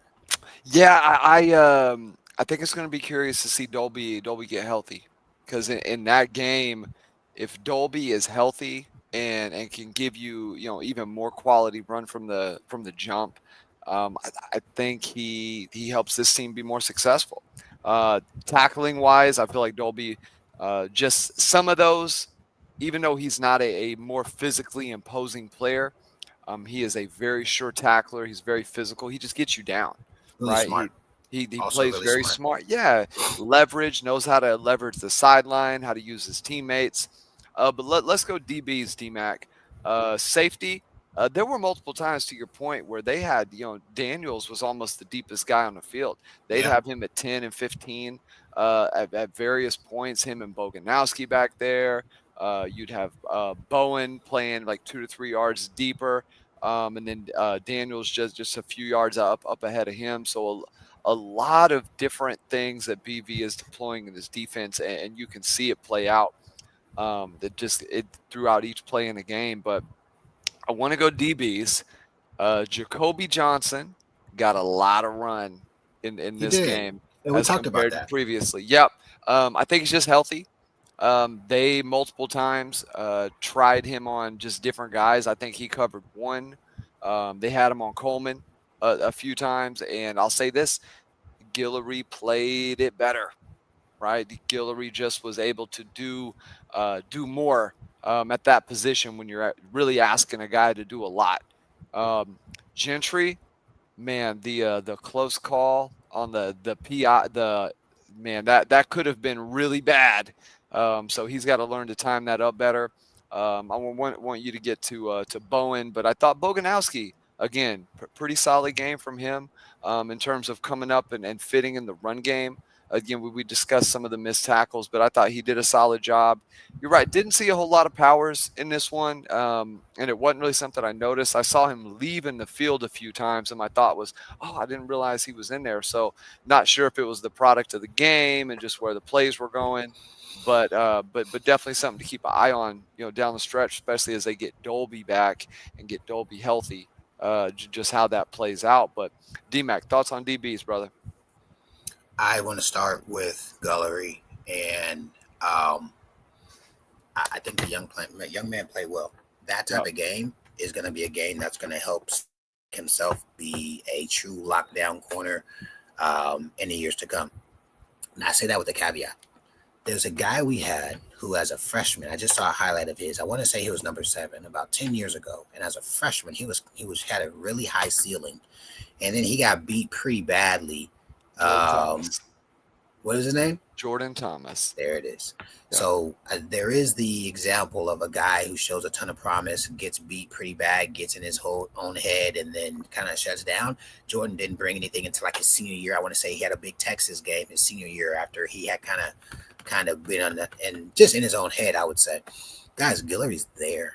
Mm-hmm. He runs the same hitch and go that he runs on 12 and cooks 12 by 10 yards, and he's got Guillory by 1.5 yards.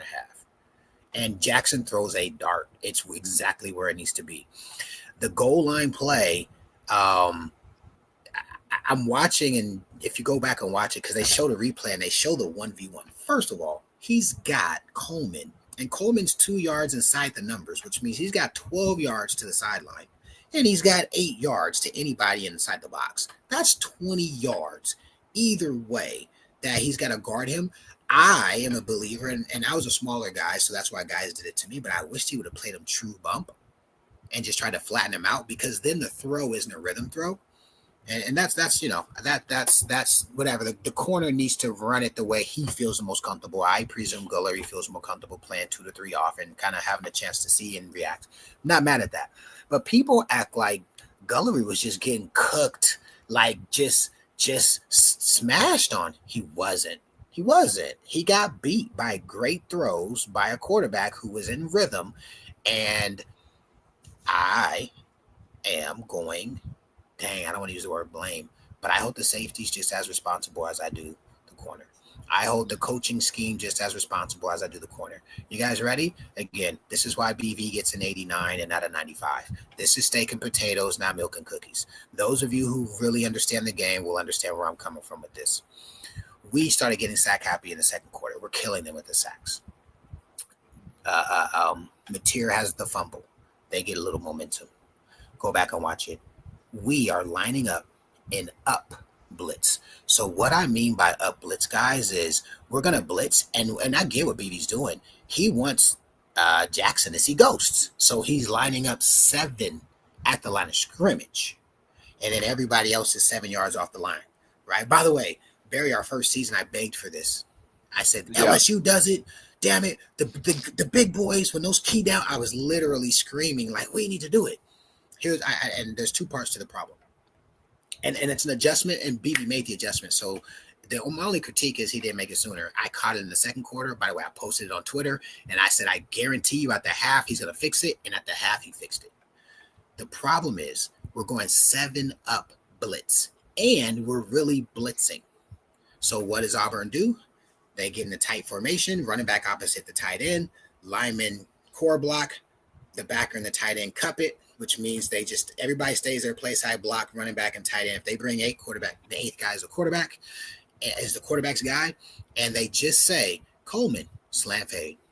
And all Jackson has to do is revert back to pat and go, to quick game, to before practice starts, and says, oh, this is what we practice every day, right? Either my receiver is going to pick a slant or he's going to pick a fade, and all I have to do is catch the ball and throw it in rhythm. That's a very simple thing for Jackson to do, and it essentially eliminated all other aspects of the game.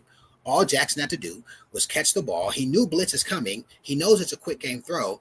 It's a fade or it's a slant. They obviously went fade predominantly, and they get, I think someone posted in the chat earlier, they get 130 yards off 3 catches. And it's because BV took the actual chess match out of Jackson's hands, right? The plays where Jackson gives up the sacks are when our linebackers are at backer depth, is when Jackson isn't certain what the coverage is, isn't certain where players are going to be. When we gave him the certainty, by the way, we sacked him a couple times with it too. So that's what I'm saying. It's not like milk and cookies. BV's dumb. No. I love our coach. I love his scheme. I love what he does. And I'll talk about what he did to correct it anyway. But there was a period, the second quarter, where we were still deploying that, and they start taking advantage of it. You can see Freeze is like, hey, bro, whatever we called, screw it. We're just going to go 1v1. And what does that do? That puts our true freshman corner in a pressure cooker. And then I'm just having been there, knowing what that's like, he did not fold. He just wasn't the better or more mature player in that situation. He's right there. That's the best you can ask for from your corner, especially Frosh. So, yes, he got cooked. He needs to own it. Yes, he better watch film and see what he can do better. Yes, in practice, he needs to practice. Should I practice up a little more? Right? Should I not just settle for playing 3 and kind of spying? Right? Weight room. I better hit this 225 10 times so that I can be able to extend my arm. Right? There's certain things he's got to do. But like everybody's like, oh, 4. That's the drunk fan syndrome, guys. I'm telling you, D Straits had those games. I'm telling you, Honey Badgers had those games. Peterson's had those games. I'm talking about some of the guys from LSU. Those games happen when you're a pup. Now, if he rebounds, I'm just telling you, he's got that dog in him. If he ducks his head now and can no longer have confidence, then I say, okay, that's problematic. Second part of it. What does BV do? So they make those big plays second quarter. They make the first one in the first quarter. We got them on the 4-yard line. Go on Twitter. If you guys timestamp things, we stop them. They stop us. We stop them again. The guy, I don't know what the hell happens, but they get the ball on the 4-yard line. I said, they're going to take a shot right now. It's the play. They take the first shot. And here's the part that just kind of irks my soul. How come our safeties don't sense it? We're in too high. We're in shell defense. Our safety's responsibility to stay over the top of stuff. Yeah, he gets beat down the sideline. That's the hardest place for a safety to get to. But as a safety, you got to have some level of sense. And if I say, I'm an old ass man. And by the way, I call it before the play. People on Twitter are like, damn, Mack, you called it. The second time they do it again, I said, guys, they're going to take a shot. They did it in the second quarter. Other end zone, the guy tries to catch the punt. He takes 2 steps in the end zone, and then we tackle him at the 4. I said they're going to take a shot. So again, there's an aspect of by title, your position is safety. Safeties, man, have a little bit of feel for the game. On 2 seconds consecutive occasions. By the way, that's not necessarily coaching. If they got him robbing pre-snap, he got jumped to 8. Yeah. They don't. Yeah. They don't. Right? And they had already done it to us in the first quarter. Literally, like clockwork, they do it again. I'm like, God dang it. And so you asked me about the safeties. I hope I don't hurt no feelings. I hope they don't kick me out of the program or whatever. When I come to town, I expect access. But Peyton Bowen is underwhelming to me. He's supposed to be the ball hawk. He's supposed to be the center fielder. I don't see him. I'm not saying he's a bad player, but I am saying he's closer to a Jag than he is a 5-star. And I'm not saying it based upon feeling. I'm saying it about the stats, the merit, the plays, and a season and 4 games of starting. I haven't seen him make 5-star caliber plays like you would expect a 5-star to. RSJ hasn't made a ton of big plays. Last preseason, RSJ was all over the place, causing fumbles. Even the Tennessee game, RSJ's killing it. He hasn't necessarily done that this season yet, but he also not our crown jewel defensive player 3 recruiting cycles ago. Those guys need to be dudes.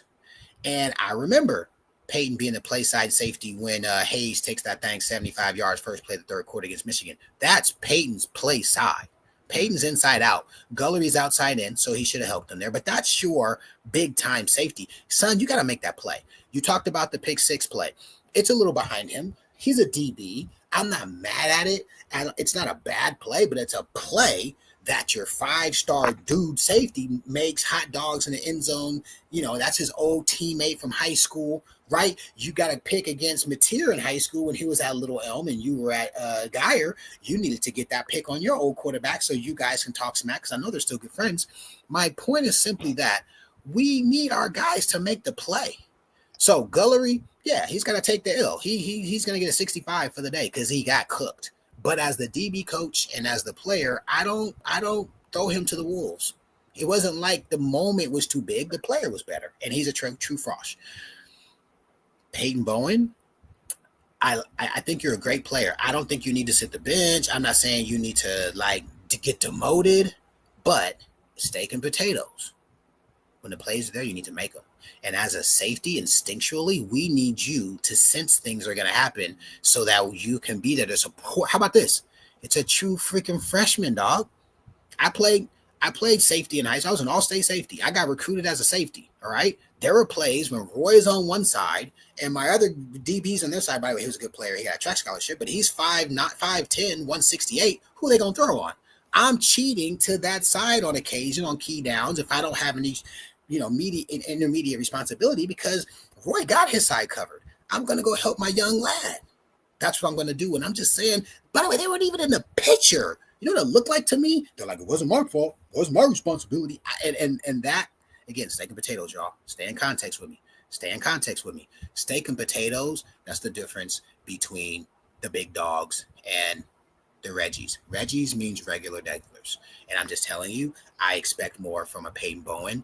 And I want to see him. I think he can, and he will. You're right. I see Billy Bowman would have been out there. I think he would have been thirst trapping for a pick, helping his young lad. That's what I believe. Yeah. We know Billy used to err on the side of chasing picks. I think he was there's a possibility. Let me get over there and at least been in the play. Anyway, my rant's over. Safeties, you know what? They played extremely well in the run fits. Can't hit on that. I think that was their best aspect. Peyton had a great couple of balls that he batted down, some PBUs. They definitely don't want to hate on that. He had 2. In fact, he had 2 PBUs that he reads Jackson's eyes and he jumps up and knocks the balls down. RSJ, again, front fits were solid. Daniels was the air. He was giving air and leaving his feet. Safeties played well. Corners were in trouble. People told me, and I didn't see it on the TV because they didn't go his way a lot, but people said Gentry was getting cooked. I didn't see it. So I can't confirm or deny that he was equally having issues. The PI was PI. Okay. So for the Auburn fans who cried about the fumble and cried about The catch, you're wilding. Stop being babies. Auburn fans are like OSU/Mizzou fans. It's kind of weird. Like, dude, you guys thoroughly got your asses kicked for 4 quarters. Okay, you should have got 2 tugs. That's on your quarterback. That's like he didn't make the play. The same way Barnes didn't make the play. So you can't complain. Your dude didn't make the play. But like we dominated you and played like crap. So for you to be, dude sent me the rule book.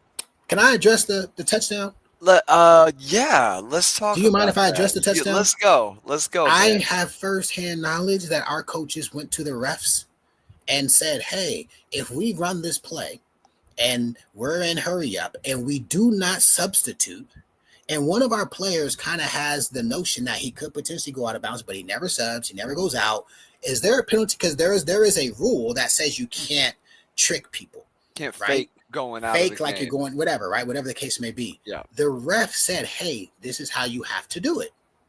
If you do it like this and this and this and this, I won't call the penalty. So my point is, right, you're using rule books based upon interpretation, and everyone who plays football from pee-wee up knows before the game, coaches go to the refs and say, hey, if we run this play, what do you do? Like that's a literal part of pregame. Coaches go and talk to refs and say, hey, if we're going to do this, they practiced it that we can practice. They literally practiced the play. They talked to the ref about it before they ran the play. So they ran it based upon the ref telling them, if you do it this way, you won't be penalized. Stop freaking crying. The dude didn't sub. Your corner, dumbass, didn't check outside in, sideline to center to see who the outside man was. Like, that's on your defense. We didn't sub. He was heading. The corner should have gotten out there anyway, as if he was going to be defending him no matter what. As he was going to be lining up. Correct. So yeah. what that tells me, there's something in film that they saw that says, oh, the corners are lazy. They took advantage of it. Oh, wow. I have no issue with it. That's interesting. Yeah, because even in the stand, when we were watching it, it didn't feel like something where I don't think they subbed anyone. I think they didn't. He just lollygagged his way out there like he was going to get off the field and didn't. All he did was just run to his spot. So that's interesting. I didn't really think about it from that perspective. Yeah, because the corner didn't follow him. Just to kind of kind of make home the point on Guillory. No, I don't think a single corner played better in the game, down for down, I agree, than Cortland played. And that's not just to pump a guy because we said he's going to be good and all this stuff. There are so many plays, D-Mac, where Coleman has just no airspace whatsoever. There's no place to go with the ball. Jackson looks his way, and there's nothing there. So you can't point to like 2 or 3 plays and say, guy is awful, guy is this, especially at that high of a level. I think we've gotten to this point, as Sooner fans, and this is just the expectation at any big-time program, that the days of OU going out week to week and just dominating everybody on the schedule, having a Texas Tech and a Baylor and who's, by the way, Texas Tech playing really good football, but having just teams on a week-to-week basis who are just better at every position than they are, those days are pretty much done. And we said it before the game, not to pat ourselves on the back, that was going to be the matchup that they would isolate. We knew it was coming. And we knew and said that Auburn was going to have success with it because you have a true freshman against a guy who will probably be maybe the first or second receiver off the board. He's the best X in America. Yeah. No, like what you add. Remember, we talked about backside, slant, fade, curl. He's the best X in America. And talking about Coleman. Yeah, Coleman he's a phenomenal player. He's going to play on Sunday. He is going to be an NFL franchise's number 1 receiver. And Guillory played extremely well. I was surprised how big Guillory looked. Also next to him, Coleman, who's a pretty long guy. Guillory looked well put together. Very thick athlete. D-Mac, the fans, they love it. We're going to give it to them today real quick before we get out of here. Special teams, I don't want to go too far past that, but OU, Tay Sandell, some really big kicks.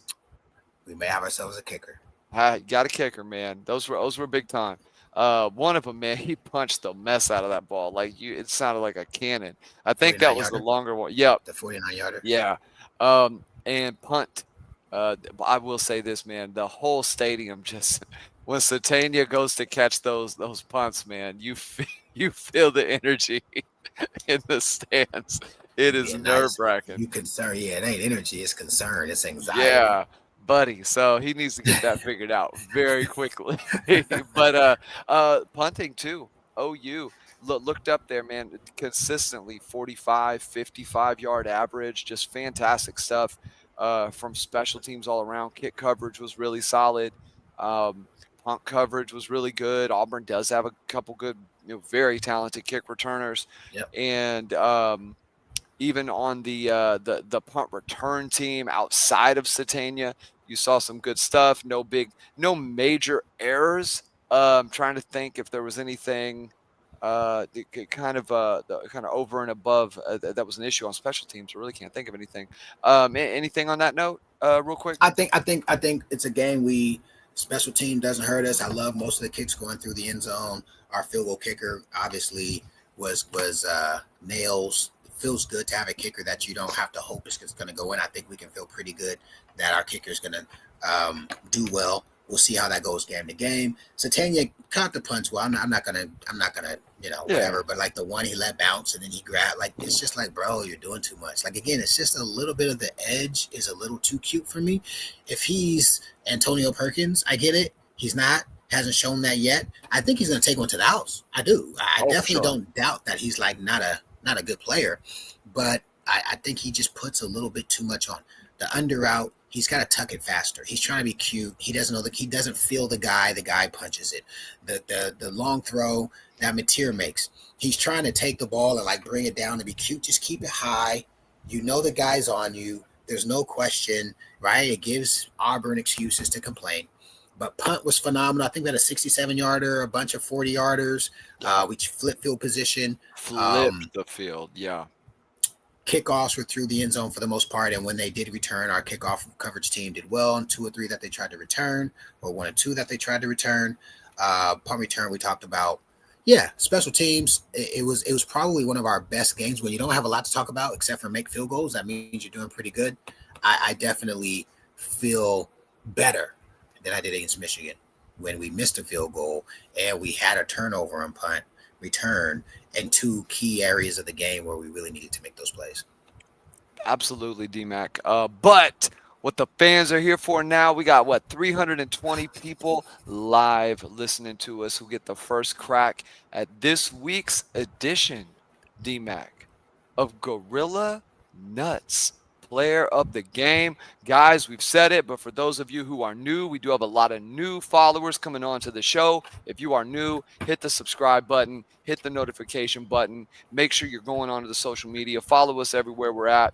But this award, we give it out weekly, not to the guy who necessarily had the best stats, the guy who had the best game overall, but to a player who, when the chips were down, when it was nut cutting time, right? The proverbial nut cutting moment, which players stepped up to the plate with the Gorilla Nuts. D-Mac, I'm going to let you go first. Kind of become tradition now at this point. We're going to go defense because I got a few that are on my mind. I'm curious to see where you go. Guys, we did not do this pre-show. I don't know who D-Mac is going with. Gorilla Nuts, player of the game on the defensive side of the ball. D-Mac, who you got?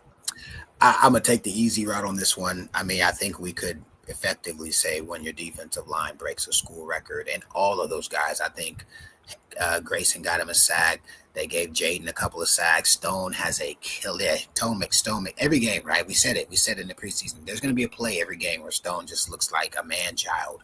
But I think there's something that needs to be said for RMT missing half the game and essentially closing the game down with that key cog sack.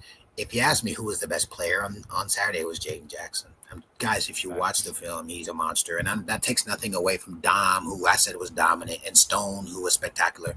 Jaden Jackson is a killer. But Gorilla Nuts player of the game. I could pick Jaden almost every week if I wanted to. I'm going to give it to RMT. He had to suck it up and miss the first half. He makes a sack. By the way, that's a covered sack. Or that's a Jackson Arnold seeing ghost sack, the first one. Jackson holds the ball 4 seconds and lets him literally run around South Africa and get to the quarterback. But the second one, sealing the game, literally, you know what it looked like? It looked like Reggie White. I'm aging myself here, but guys, I was a young kid watching Reggie White who would throw guys. Like he would literally just throw guys. He'd club them. And if you're an OG, you know what I'm talking about. That was just beautiful. It's a safety. We get 2 points. I don't know if that counts as a turnover. That might even be a turnover. You know what I'm saying? I think that's our first turnover of the year or de facto turnover. But it meant a lot. It symbolized a lot. It's not very often as a team we shut a team down. And most times if we do, it's like they missed the play. But like he just housed his guy, beat the dude, second sack, missed half the game. The game is over. Give me my man RMT. By the way, he's your guy. Barry was the first person in the Oklahoma community I heard speaking about him when he was coming in. And Barry says some of his attributes, and look how that's bared out. Absolutely, man. I love the pick. Again, I'm kind of going easy route here as well because he has been just such a mainstay for this team this season.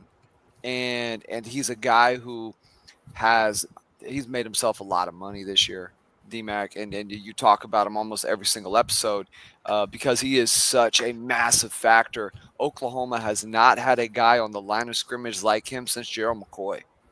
They have not had a guy who every single play that he is in, he is the strongest guy on the field. Like that's a big deal that OU for so many years when fans were watching those defenses play ball, at a certain point, you want the best athletes for the Sooners. The best athletes on the field to be on those defensive side, to be on the defensive side of the ball, and they've missed that. Yeah. But this is Jaden Jackson. He is a guy who is going to be a first round, probably top 10, top 15 pick. And if he has if he stays, well, he'll have one more year.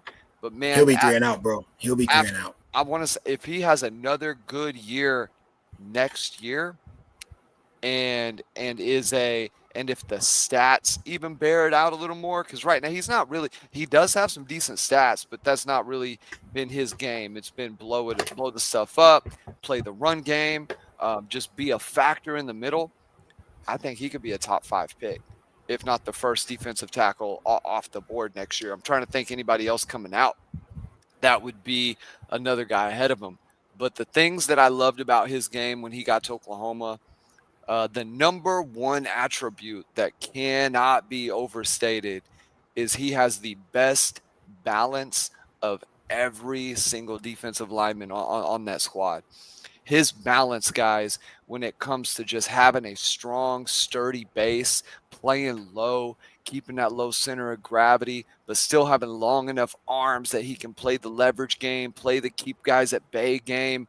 Jaden Jackson, to me, is an absolute killer along the line of scrimmage. And for me, stepped up big in a game where he was going to have the lights on him because Jackson was going to run the ball. Jackson was going to try and run when things broke down. And for the most part, Jaden Jackson took care of business. And when you blow the center or blow the guard up, or when you blow the center up every play, it is an absolute nightmare for the offense, right? It just kills stuff from the jump when you get such great interior penetration. So Jaden Jackson, Gorilla Nuts player of the game. We're going to go offensive side of the ball, D-Mac. And on this one, I'm going to go offense, but kind of offense because this guy is a scoring player, but did not play offense. Good call. And we shouted him out towards the end. Good call. But when you're playing the field goal game, yep. When you've got to get up 3, when you've got to maintain a lead, right? I'm going Tate Sandell. The pressure was on in this one, D-Mac. If he doesn't hit a field goal for OU to be up 16-10, and instead it's 13. Like if he misses that and Auburn goes and scores, there is so much more pressure on that they end up scoring a touchdown in the end. But the pressure that is on you when you have to score a touchdown versus you only have to get a field goal, the defense plays you differently.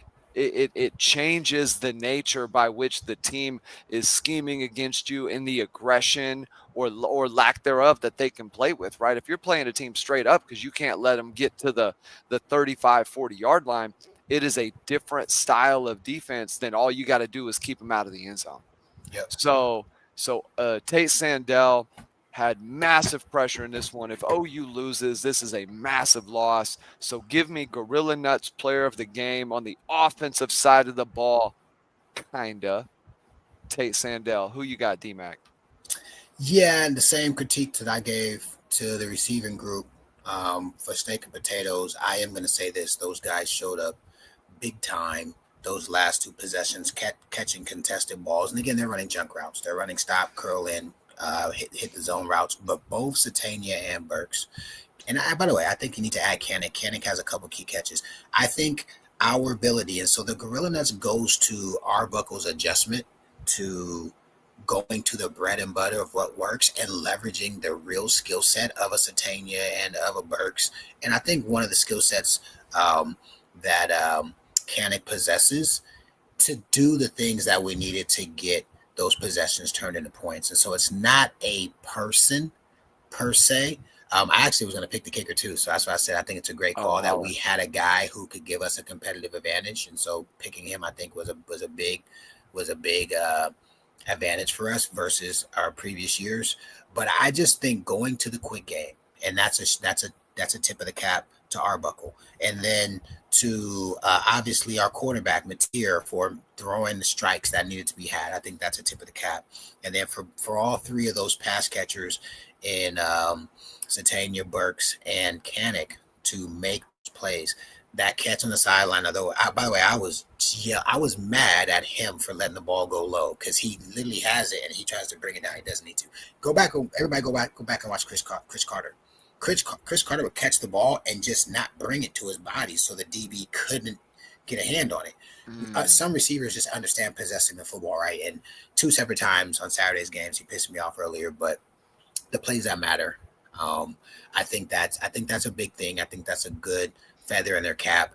I think it's really good for Arbuckle to make the adjustment. And so maybe it's not even the players. Maybe it's the adjustments by both coordinators. I think it's a big adjustment that BV comes out in the second half and never, not one time, shows up blitz and blitzes.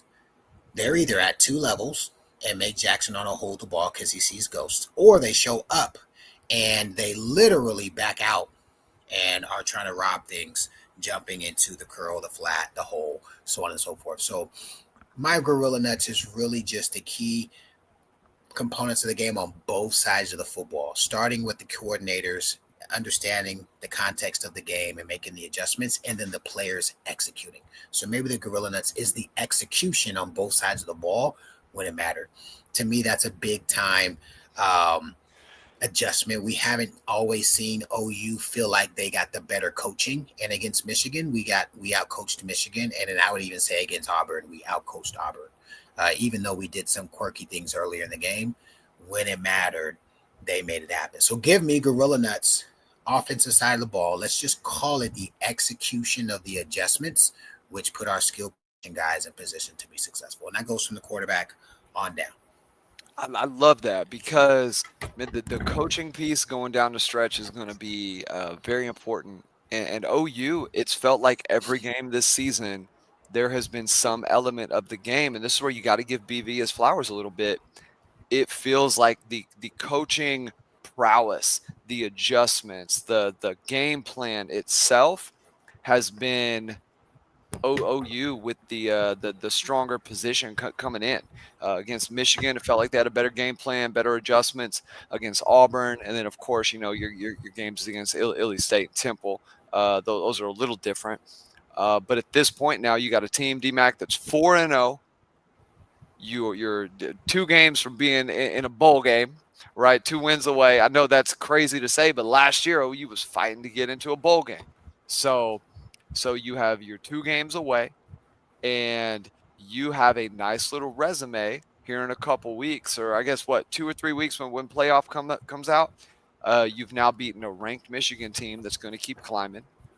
Who knows what will become of this Auburn team? But you mentioned Jackson could be a guy that holds them back a little bit, but they also have some winnable games. And with their defense, their ability to run the ball, who knows? Maybe this is a 3-loss Auburn team, right? That is right on the cusp, but we just don't fully know yet because they got guys at receiver. And I think the biggest difference to why Jackson, I think, has had a little more success at Auburn. One is they just said, we're going to fix the game plan to be what you do best. 100%.